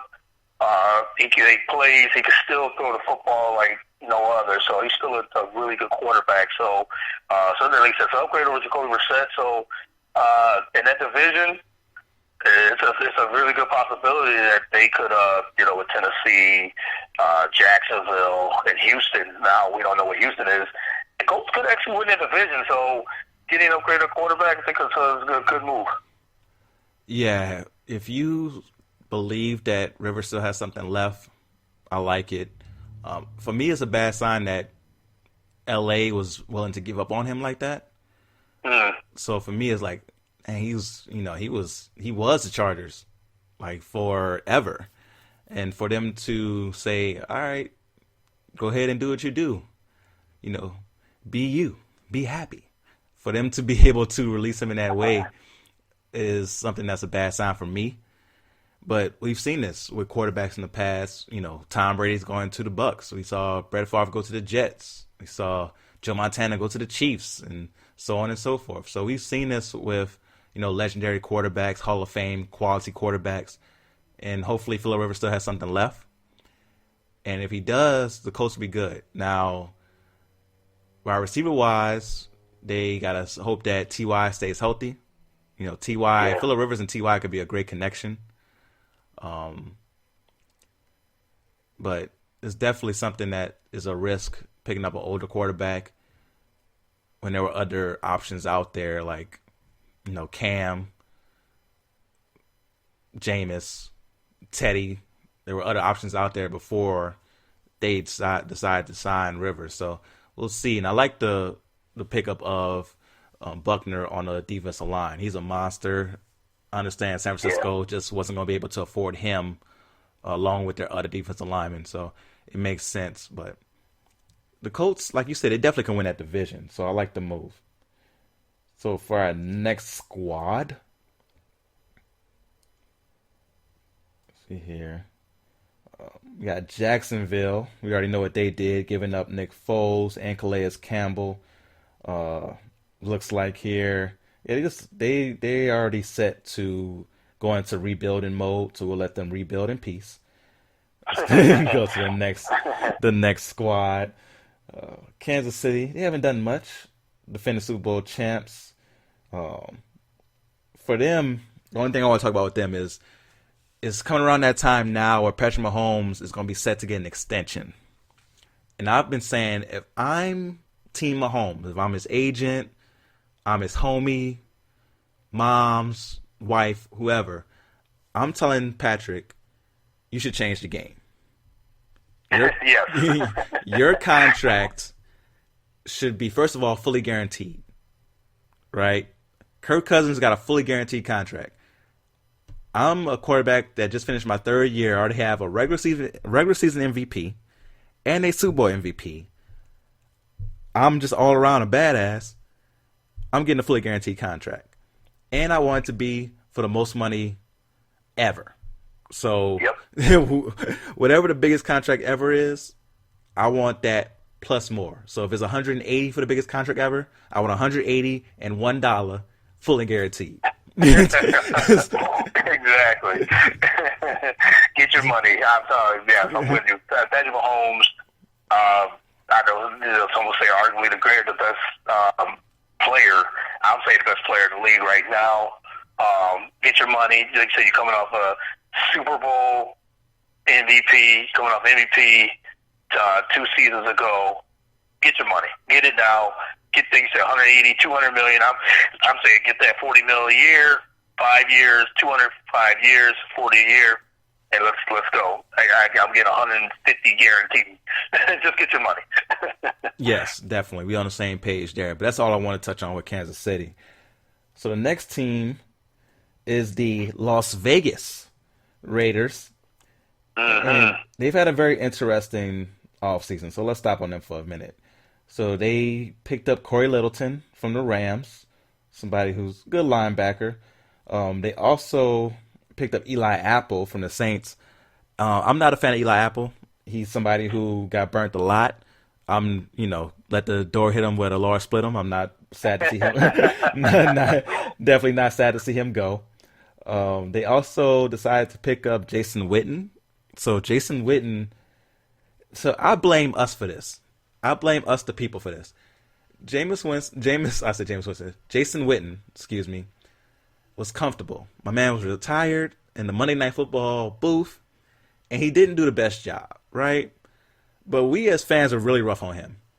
We were so rough on him, this man went back to football. And now he's not only leaving the Cowboys, we're going to see Jason Witten in a Las Vegas Raiders uniform. How weird is that going to be? Oh, so weird. So weird. Like, what is left of Jason Witten? Like, and you're right, we were real hard on him in the booth. Yes, he was terrible. And it's messed up there because we're trying to compare with Tony Romo. And Tony Romo was just one of those rare guys that just came in and did a really good job. So to Witten and Booker McFarland and all these other guys ESPN's trying to get. So he said Witten was chilling. He was retired, chilling. Goes to the Cowboys. Goes back to the Cowboys. Mentor, safety net for Dak Prescott. And now he's on the Vegas. I mean, the Vegas Raiders itself is weird to say. So get Jason Witten over there is really strange. So yeah, I don't get it. Yeah, no, I don't get it either. Now, the biggest move that the Raiders made, they picked up Marcus Mariota. Now, Marcus Mariota, was the former Oregon quarterback, standout, great athlete, was someone who's had trouble staying healthy, and he's had trouble pulling the trigger in the NFL. Somebody who is scared to take chances, right? And a lot of people would say, Tennessee didn't give him the best weapons. Tennessee's offense, didn't give him the best opportunity. But then that argument was kind of put out the window once he got replaced by Ryan Tannehill and the Titans took off. So you gotta be like, Mariota just wasn't good enough. So for me, Mariota, you bringing him to start over Derek Carr, or is he coming in as a backup? Do you think Mariota's coming in to start? I think he's coming to try to get a starting position. I mean, this will push David Carr to try to hold on to that job. Yeah, I think he's actually, or Derek Carr, Derek Carr. I think he's pushing for a number one spot now. Will he take it? I don't know, because it's hard to know what Gruden's always thinking about. Sometimes Gruden loves a guy that you think like, well, why does he like this guy so much? He's not productive or anything like that. Derek Carr's, he's okay. He's all right. I mean, a couple of years ago, he was playing at a very high level before the injuries, and a lot of people are down on Derek Carr. So do start for Mariota. He's going to push for that number one job. He could actually get it. It's almost like a Nick Foles, situation there. So they get these guys, they pay them, and they're not going to be a backup. They're going to try to start. So I think he's going to fight for that number one position. I don't know if he's going to get it, but I think he has a good shot to take that number one spot. Yeah, the reason he has a good shot is because both John Gruden and Mike Mayock love Mariota coming out. The reason we know is because both of those guys were on TV at the time, and they just loved Mariota. Gruden had Mariota on his QB camp, loved him.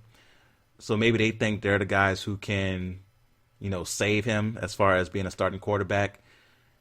For me, I've just never been a fan. Like, he's never captured my imagination as a quarterback. He's had some excellent athletic plays, but then the injuries he gets, like, he's the only QB I know out here missing games for pulled hamstrings.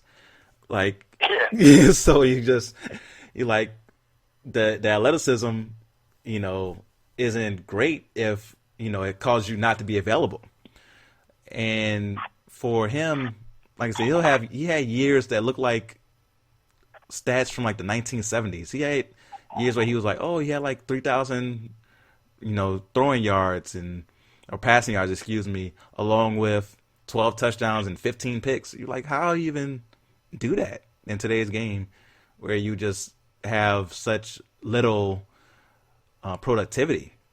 So we'll see if Mariota is able to be more productive if he's coming in to start. But I honestly don't think he's better than Derek Carr. But you bring him in, he's a former starter, former number 2 overall pick. You're bringing him in to at least push Derek Carr, if not push him out the way. So for the next team, the Chargers, we kind of touched on them already and what they're trying to do. So we'll skip them and go to the next squad. Los Angeles Chargers, man. Hopefully they can get some people to watch the games this year at the stadium. Right. That's the thing, yeah, because, I think that's why Phillip Rivers, it was one of those situations where he was there. They wasn't cheering for him, so they cheered for the opposite team. So definitely. You got the Rams here. The Rams haven't been able to do much because they spent so much money over the past few years. They let go of Ty Gurley like we talked about, but that money's still there that they spent on Ty Gurley as well. So they're not able to do much this offseason as far as picking up new people. So we'll go ahead and skip past them. They did re-sign their great left tackle in Whitworth, but that's about it.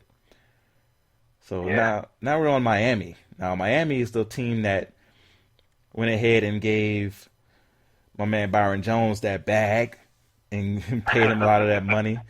That contract was, $80 million? Yeah. Dang. 80 mil.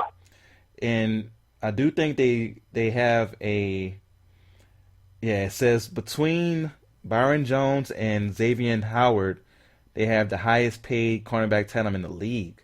So they better be out here shutting people down. Like, they better be out here. People better not be scoring. They better be scared to come off the line of scrimmage with the type of money they're paying out here for their cornerbacks. But I do think it's interesting to see what they're doing because they're building from the outside in. Usually you want to build offensive line, defensive line, go from there. But what they're doing is they want to have good wide receivers, good cornerbacks, and bring it in. So we'll see if that works. It's going to be very interesting. I like their coaching staff.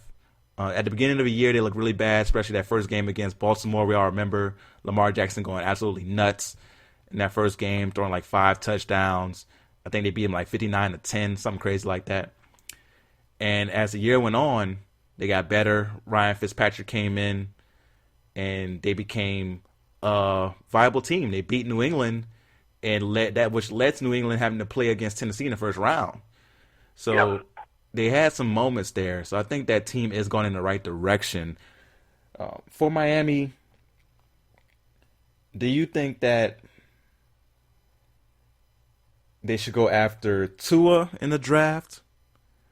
Or what should they do with their QB situation? I think if Tua on his medical records and shows that he's, close to 100% or close to it, I think they go after him. I think they have to because Tua, compared to Joe Burrow, I know that's been a comparison. Tua's healthy.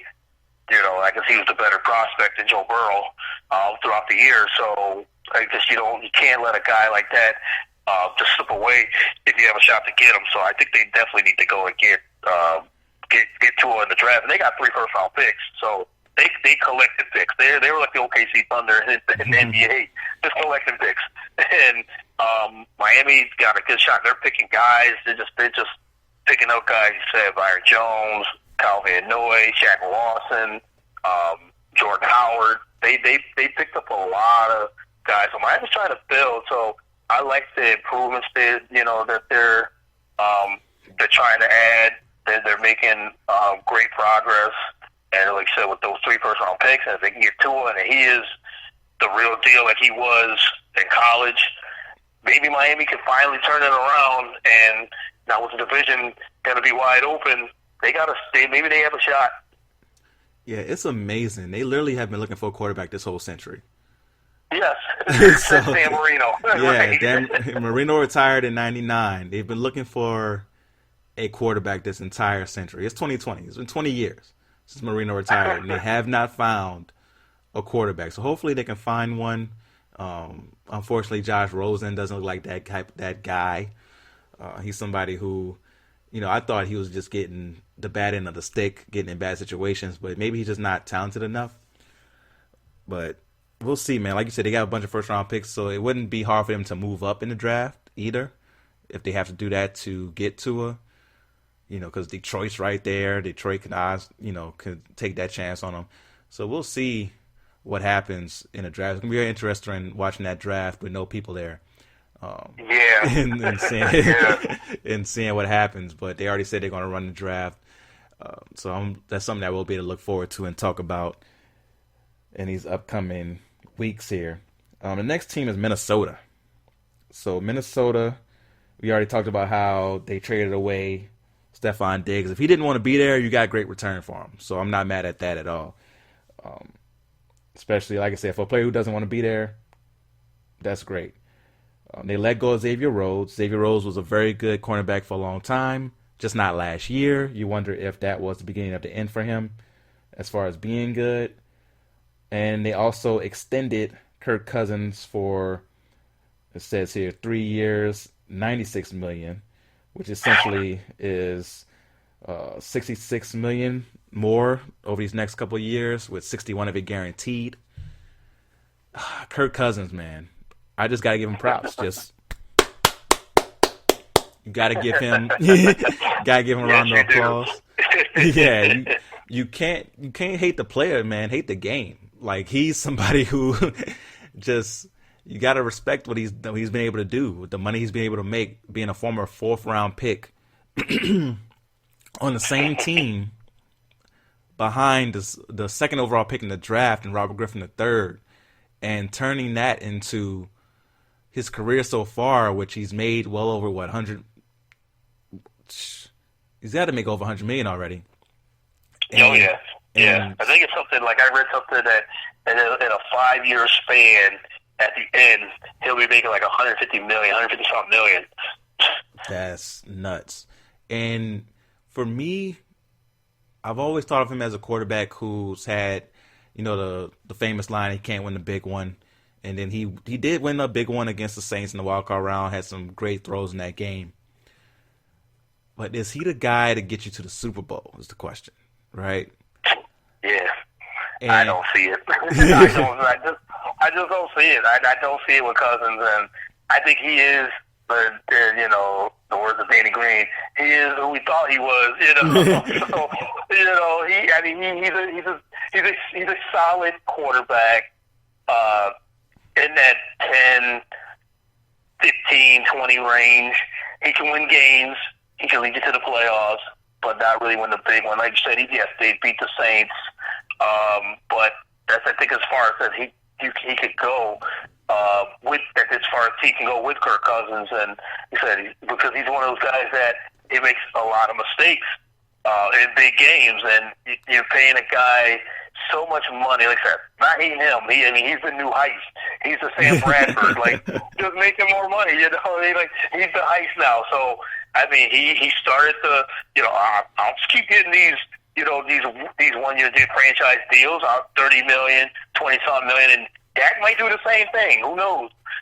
Dak's going to be getting $31 million being franchised, something around there. And if he does it again, you're going to be paying him $30 million. So Kirk Cousins did it. Then he got that guaranteed money of $80-something million, and now, like I said, 5 years, he's getting $150 million. So, I just don't think he's good. I don't think he's good. He is who he is. And I think he's going to stay that way. Decent quarterback, can win you some games, regular season games, but can't win the big one. Yeah, I'm right there with you. because there's so many times that I just remember games that were winnable that he didn't win. And when you're paying a quarterback that much money, you're giving him fully guaranteed contracts. You need him to be able to pull out those games for you that are winnable. And also against teams with great defenses, like against San Francisco in the playoffs last year, he was cooked.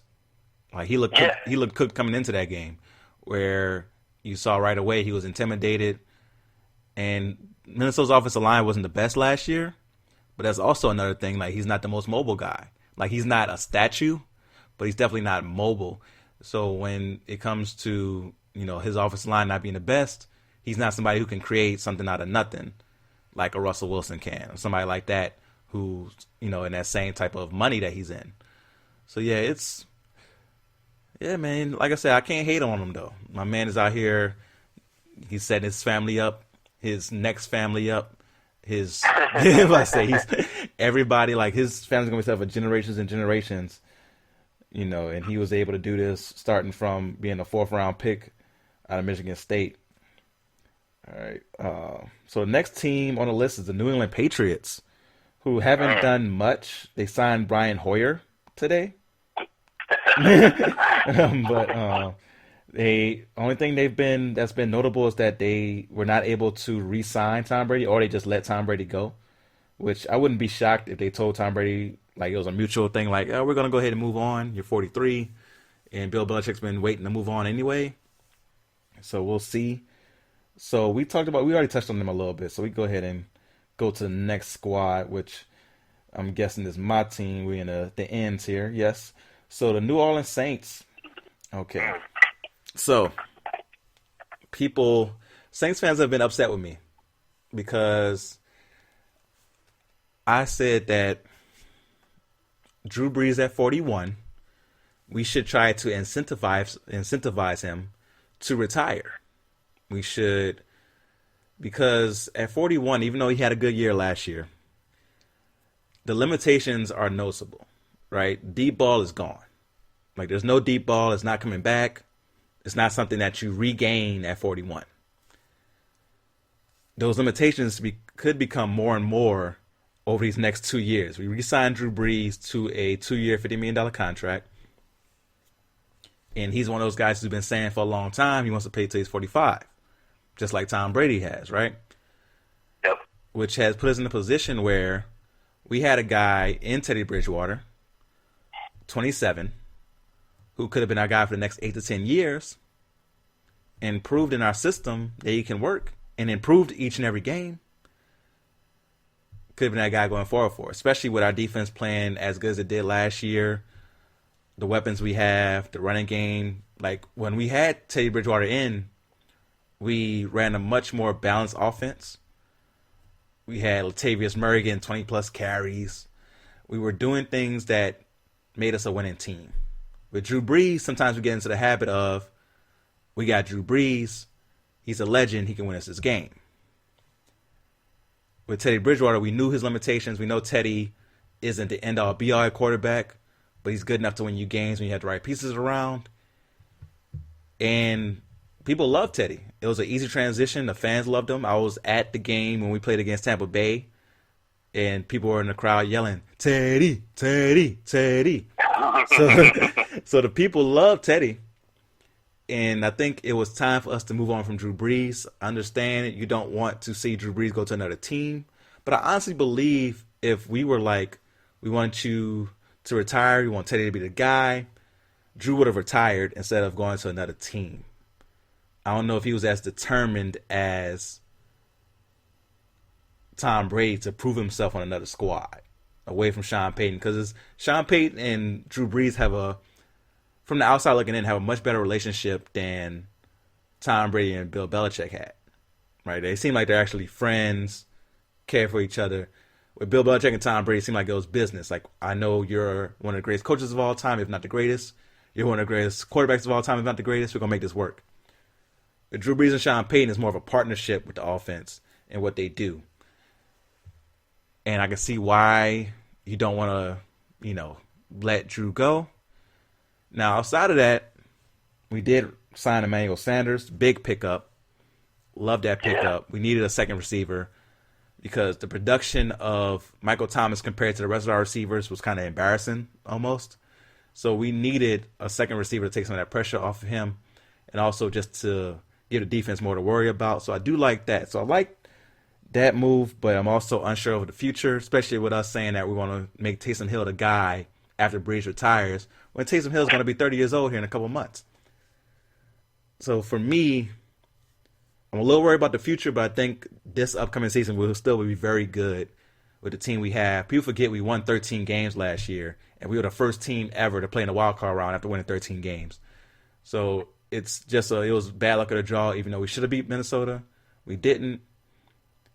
But we will still be a Super Bowl contender going forward. Do you think my criticism of the move is crazy?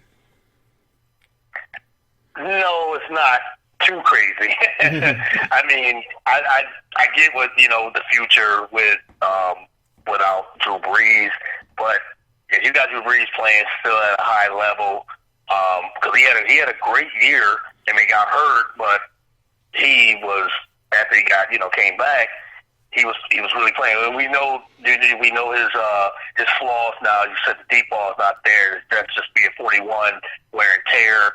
But the guy still wins games. Future Hall of Famer. I say you go until he really falls off. I mean, and it could happen this year. I mean, that's the scary thing. You just don't know with players like that. But Drew Brees is in a great situation, unlike what Tom Brady was last year, with no weapons, really. Once Antonio Brown, went haywire, he played one game and went haywire. Tom Brady had no weapons. I mean, they lost Gronk. Edelman was banged up. It's just not the same. They really had a rookie receiver. But Drew Brees, on the other hand, New Orleans got weapons. I mean, they have weapons. And I'll get Emmanuel Sanders, too. Man, I think you ride this until, you can't ride it no more. Like, if Drew Brees signed a 2-year deal, maybe you play one more year. But with Drew Brees in the lineup, Super Bowl contenders easily. Every single year, as long as he's healthy and he doesn't get these knick-knack injuries, maybe they can get on a run again. And like I said, he won 13 games. You can still win 13 games again in that division.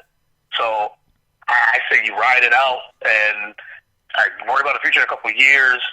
As long as Drew Brees is playing at a high level, I still think you just have to keep rolling with your future Hall of Fame quarterback.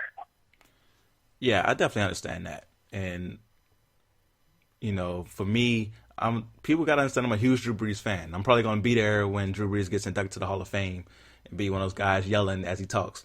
So, Right. Don't get it mixed up. Like I said, I love Drew Brees for what he's done for the city and for the team.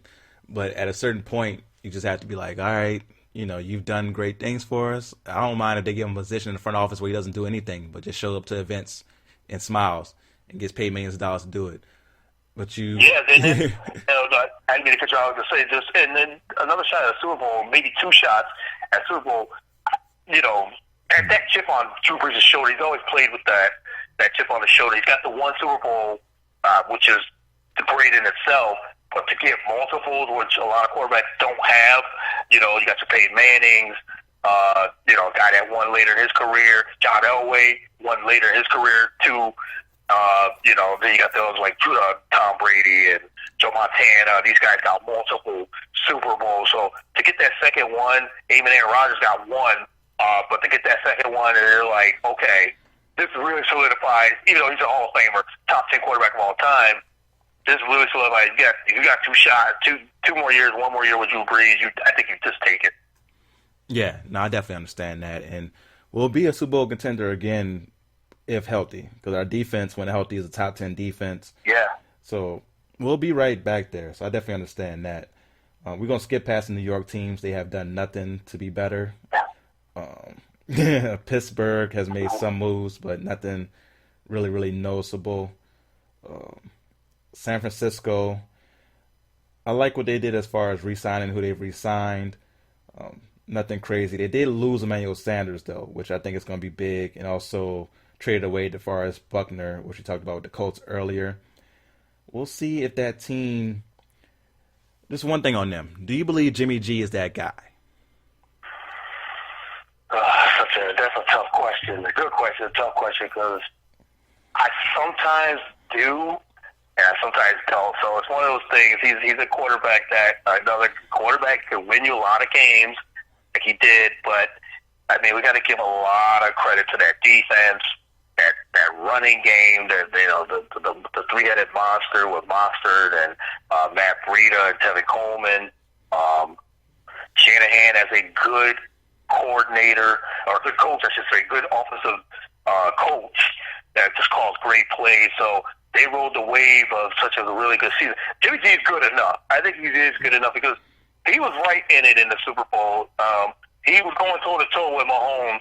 We just knew Mahomes was going to make enough plays, and in the end, and Jimmy G just didn't make the play or the couple plays in the end because they had the Chiefs. They had them beat, and it goes to the coaching part of it because Atlanta Falcons fans, I know they don't like this, but Shanahan gets too pass happy. Sometimes he starts riding it. His quarterback, they lose a lead, and that's what happened again. Like got a little too overzealous, not running the football. We have a lead like that, but he has a lot of confidence in Jimmy G. The point, I have a lot of confidence in Jimmy G. I think he's good enough to, like I said, to win games, and maybe if they get to another Super Bowl, can he get them over the hump? That's the question. That's hard to answer. I have a little bit more faith than other people do with Jimmy G. Yeah, Jimmy G. I thought that there were a lot of passes last year that he got away with that he shouldn't have, which may come to bite them this year. We all saw the interception he threw in the Super Bowl where his eyes were closed. It's not a good sign. And in the playoffs, come gut wrench time, what happened? He was a handsome Ryan Tannehill at that point. He was handing the ball off. He was just somebody, and they did it in a different way. Like with Tennessee, they weren't fancy with it. You knew they were doing 22 dive. Like they were coming right up the middle, A gap, B gap, and you knew Derrick Henry was coming. With San Francisco, they did it in a more fancy way, more misdirection. They had some plays where they had Deebo Samuel, the wide receiver who's built like a running back, come and get the end around, things like that. They did it in a much more imaginative way. But it was pretty much the same thing. Like, we're going to run the ball. We got a good defense. We only trust our quarterback to throw the ball this many times. In the Super Bowl, they had to throw the ball a bit more because they knew that the offense they were playing against wasn't going to be shut down too long. And that's eventually what happened. That offense exploded in the fourth quarter. So with Jimmy G, I'm not sure if he's the guy. But you got to the Super Bowl with him as quarterback. So you can't really say, like, oh, we're just going to get rid of him and we don't believe in him, when he was the guy who led you to the Super Bowl. So it's tough. I'm kind of undecided on him. I can't really say that he's the guy or not the guy yet, Yeah, right. If you, like I said, if you push him to make plays, they had to throw the football, you said, against the Chiefs, because you're not going to shut the Chiefs down. The way they ran through the playoffs like that, coming back from leads, there was no lead safe. And I knew once they were down in the Super Bowl, Mahomes was making some mistakes that he didn't make. And it was just a matter of time before they got going. But 8 minutes left, and they're down. 49ers, they needed their quarterback and their coach to call right plays and make it. If he was going to make a play, he had to make a play, and he didn't do it. So you can play the coach, you can play the quarterback. Not run, the coach not running the football, the quarterback not making the plays when he was there. So, but if you can limit him to just throw the football 15 times, you maybe got to get a shot to get there. But you really have games where you've got to prove that he can actually make big plays. And as I said, I'm undecided too with Jimmy G. Yeah, and definitely not a good sign was the end of the first half where you have a chance. You got timeouts. You got a chance to truly put your foot on the neck of Kansas City, and you decide to play it safe. And you do one big pass, but because you left yourself with such a little time because you didn't believe in Jimmy G, the offensive pass interference pretty much cost you a chance to really really put your foot down on their neck, and that could have cost them the game, honestly. Agreed. So now we're going to skip past Seattle. They didn't do much. And go to the Tampa Bay Buccaneers. So Tampa Bay last year went 7-9. In those 9 losses alone, Jameis Winston threw 18 interceptions, right? So you're figuring, most quarterbacks nowadays, even if they're mediocre, are throwing 15 interceptions or less. You go out and you change from Jameis Winston throwing 30 picks to Tom Brady, who is going to throw less than 10, maybe less than 8 interceptions in a season. Now, the difference is, with the weapons you have in Mike Evans and Chris Godwin and the tight ends, Jameis Winston has the arm to use all those guys. Tom Brady, at 43, does he have the arm for Bruce Arians' offense? Now, of course, you can't be mad at that's a great improvement as far as taking care of the ball, being able to do what you're supposed to do. So let's first talk about this from Tom Brady's side. Do you think it's a good move of Tom Brady to leave New England and go play with Tampa Bay? It's a weird move. I know that. It's a very weird move because I didn't know where Brady was going. At one time I thought he's gonna stay. They're gonna end up figuring it out.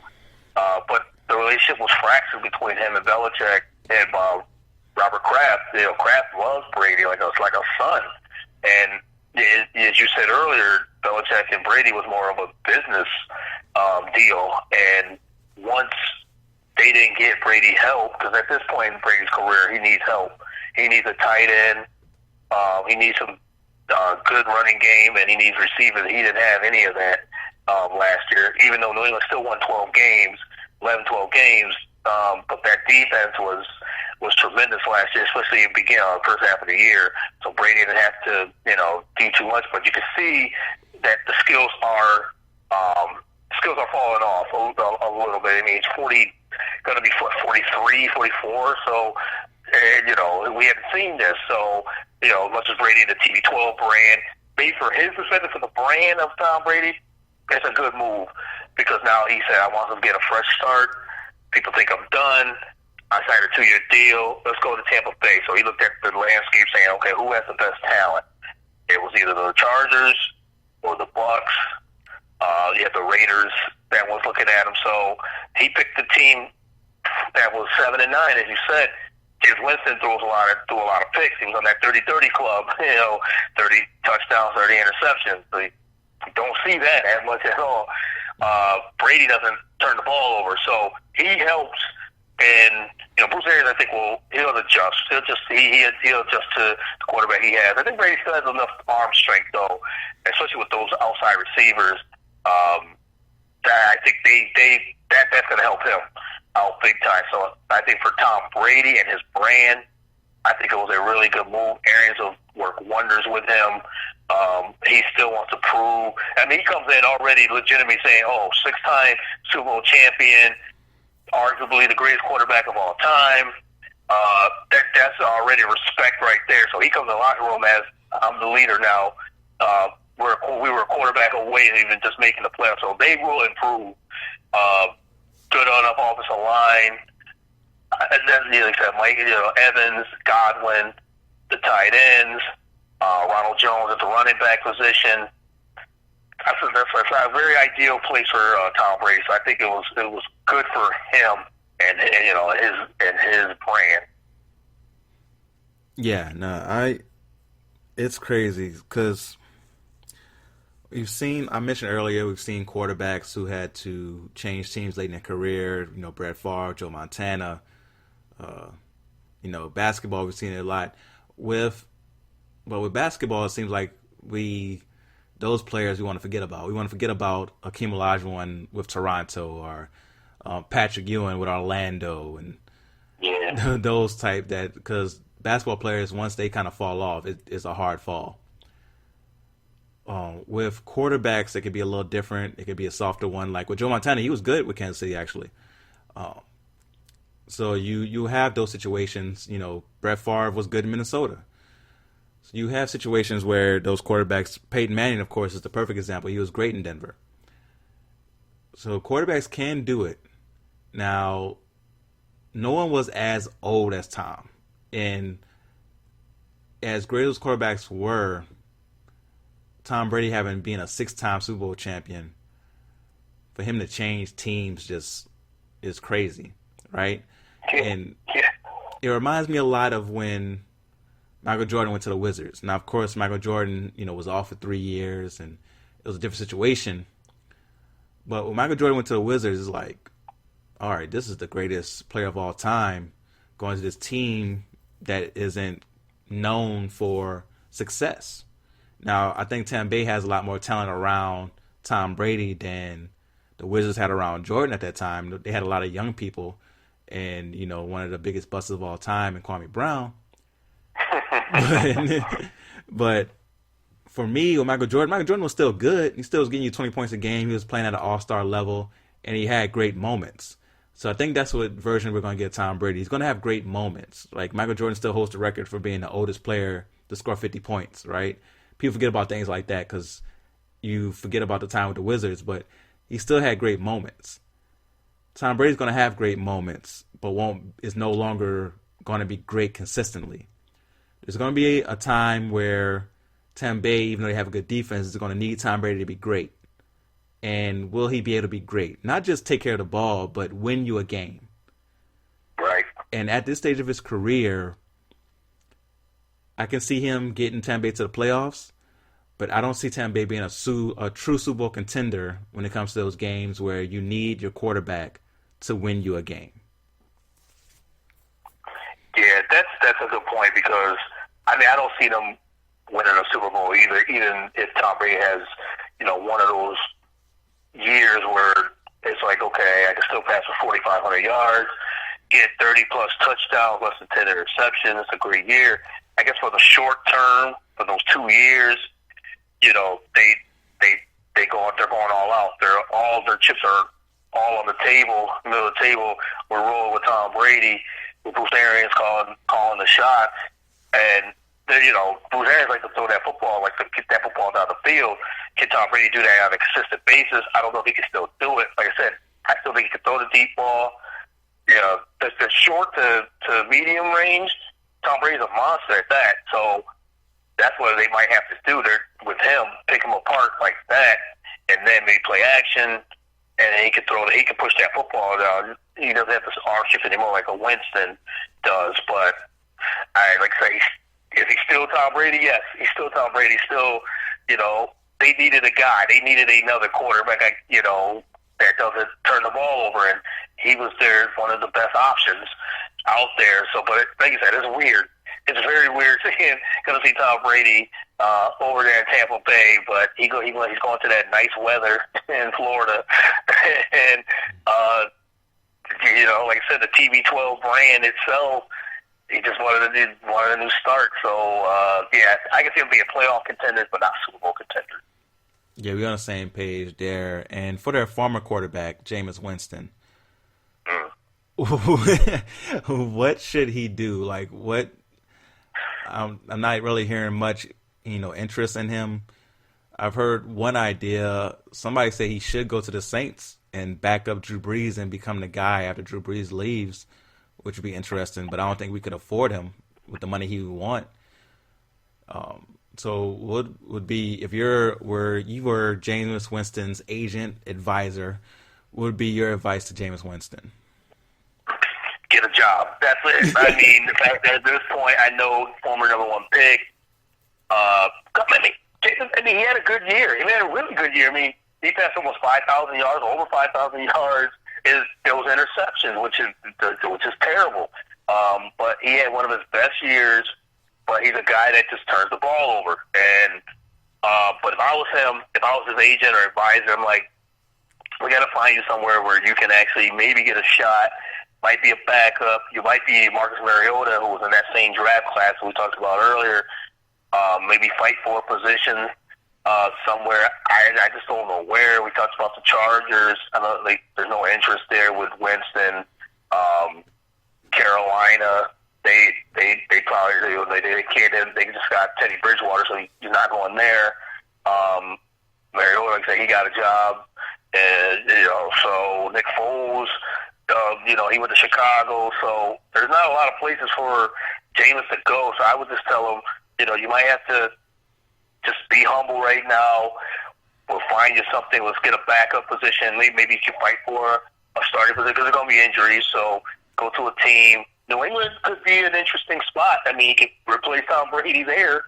Could be interesting if Belichick wants to take on, a project to, he could turn him around to get him not to throw so many interceptions. That would be interesting. If he's maybe New England. There's another spot, but I would just tell him just to get a job. Let's just get you somewhere in camp because they're too good to not to be a starter.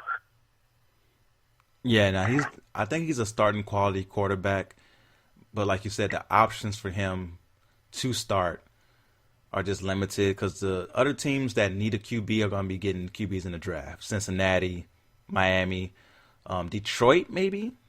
With their injury concerns with Matthew Stafford, but they could be somebody who's looking for a QB in the draft as well. So he'll land somewhere. I definitely don't see him being somebody who has to go to like the XFL or something like that. He's too talented. Right. He's too talented for that. But it's gonna be interesting to see, man. Because when I asked you that question, I was like, I don't even know what I would tell him, to be honest. Because he just don't know where he should go and what should happen with him. So yeah, that's a interesting situation, and it's gonna be interesting to see what happens going forward with him. So the last team we're gonna talk about, Tennessee.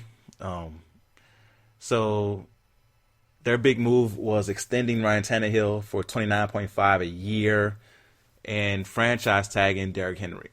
Now, I appreciate you guys for listening to all this podcast. If you got to this point, if you have listened to all of it, you knew that there's been two big cases made against Derrick Henry getting a big contract with David Johnson, Todd Gurley. Those guys getting big contracts after having their big years will make it hard for future running backs to get big contracts, right? Now,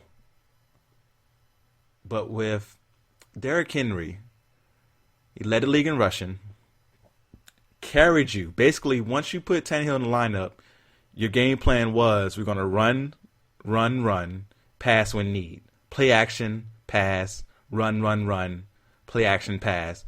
And we knew it was coming.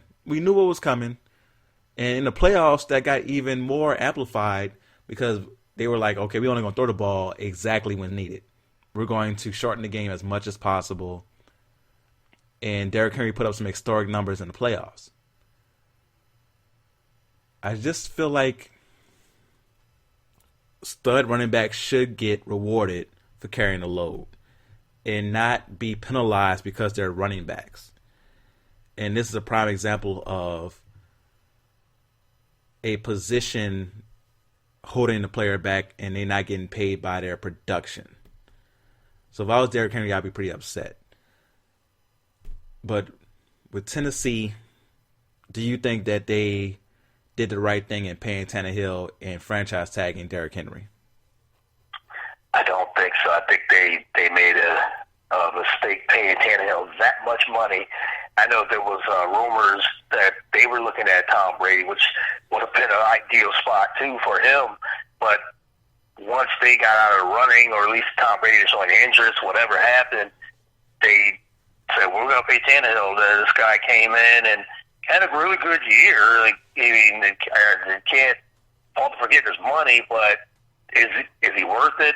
I don't believe so. I don't think so because, if that was the case, Tannehill would have been good enough years before. Now, maybe he's going to have a late resurgence, but we know why they got as far as they did They rolled Derrick Henry. They rolled one of the best running backs in football, the leading rusher. They're, the guy that just pounds them and pounds them and pounds them. And, those last 2 years of Derrick Henry has been unbelievable. So, and he rode it all the way in the playoffs. And you're right. We talk about the running backs being devalued so much. And, the Todd Gurley's. And I'm wondering what with Saquon and Christian McCaffrey, them coming up for big contracts, like what's going to happen. And these guys catch out of the backfield. So Derrick Henry's not a receiving running back, but he's an old school bruiser who, was your offense. Your offense was built around him. So I think they should have paid Derrick Henry over Ryan Tannehill. Now you pay Tannehill if you think he's your guy, but not as much as they did. I think they should have paid Derrick Henry. Yeah, I think Derrick Henry could have got around the same amount. A little less than Zeke Elliott, because Zeke Elliott is more of a threat out the backfield as well than Derrick Henry. And, Derrick Henry can be limited in that because he's just built to run. He's a battering ram. Like, that's what he is. And he's also somebody who, after he runs you over, he can get away from you. Right? If your team is built around the run, and I made a whole argument for this on one episode where I talked about how, out of the 12 playoff teams, only one of them were in the bottom third in rushing, and that team had the cheat code in Patrick Mahomes. So every other team was in the top 15 in rushing, I believe, if I remember correctly, and 7 were in the top 10. So running the ball is still very important. As much as we get enamored with the pass because of fantasy football and stuff like that, who's the first players you pick in fantasy football? Running backs. Yep. The running game still matters a lot. Running backs should get paid, and that's something I wish they would have tried to work out with the collective bargaining agreement, is for running backs to somehow just make it to where they're not in a system where as soon as they get to their prime, they get franchise tagged, and then boom, it's over. They're not able to get those big time deals like every other position. So that's something that kind of bothers me a little bit with this because, like I said, come playoff time, we only wanted Tannehill to throw the ball 12 times. We knew what it was. We're going to run the ball each and every time. It's happening. You still couldn't stop Derrick Henry, but Derrick Henry doesn't get paid. But that's the end of my gripe on that one. I want to thank you so much for coming on for this long episode and discussing everything with me from Netflix to the NBA to NFL free agency. Please let the people know where they can follow you, find your show, and when you'll be coming out with the show. Yeah, it was a pleasure, man. Like always, they said these times with everything that's going on with the pandemic of the coronavirus, it's always good to still talk sports, especially with my Real Deal brothers. So, but yeah, you can find my show, The Real Deal with Courtney Harden. You can find it on Spreaker.com /BS3 Radio. That is the network, BS3Radio.com.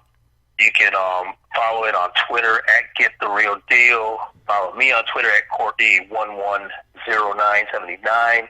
Always looking for guests. We try to get as many guests as possible so that they can just talk about what they do, what they cover, the sport they cover. So we just have a good conversation. It's just it's like talking to we're at a lounge or somewhere and just hanging out as friends and just talking, like a conversational show. You would not be disappointed. And you can find it on all platforms where you get podcasts, Google Play, iTunes, Spotify, wherever you can find it. It's there. The Real Deal with Courtney Harden. Yes, make sure you follow, listen. I personally follow on Spotify. That's where I follow the show and listen to each and every episode. Last episode was great. It was the women in sports episode and a lot of boxing talk, which if you are a fan of mine, you know that I love it. And it was so much great boxing talk, and hopefully, boxing isn't gone too long to where we can talk about it. Also, the great NFL free agency talk with LaDonna Samani, somebody who I've had on my show before as well. So I'm a big fan of yours, man, and I definitely will be in touch with you as far as coming on for future episodes during this time, because I want to do some bonus episodes. And, you know, when it comes to the bonus episodes, I get a little creative and try to think outside the box. So I'll definitely be in touch with you for that. No doubt. I'll be ready to, you know, I'm going to reach out to you because, like you said, we got a lot of time, and, you know, and we could definitely drop podcasts like left and right. But yeah, and also the show airs on Saturday afternoons, noon, 1, 2, whenever I can get it out there, but it's always on Saturday afternoon. Yes, so listen live. You can chime in the chat room. Whenever I have time, I do that as well. So thank you again, my real deal brother, Courtney Harden. And until next time, go real or go home.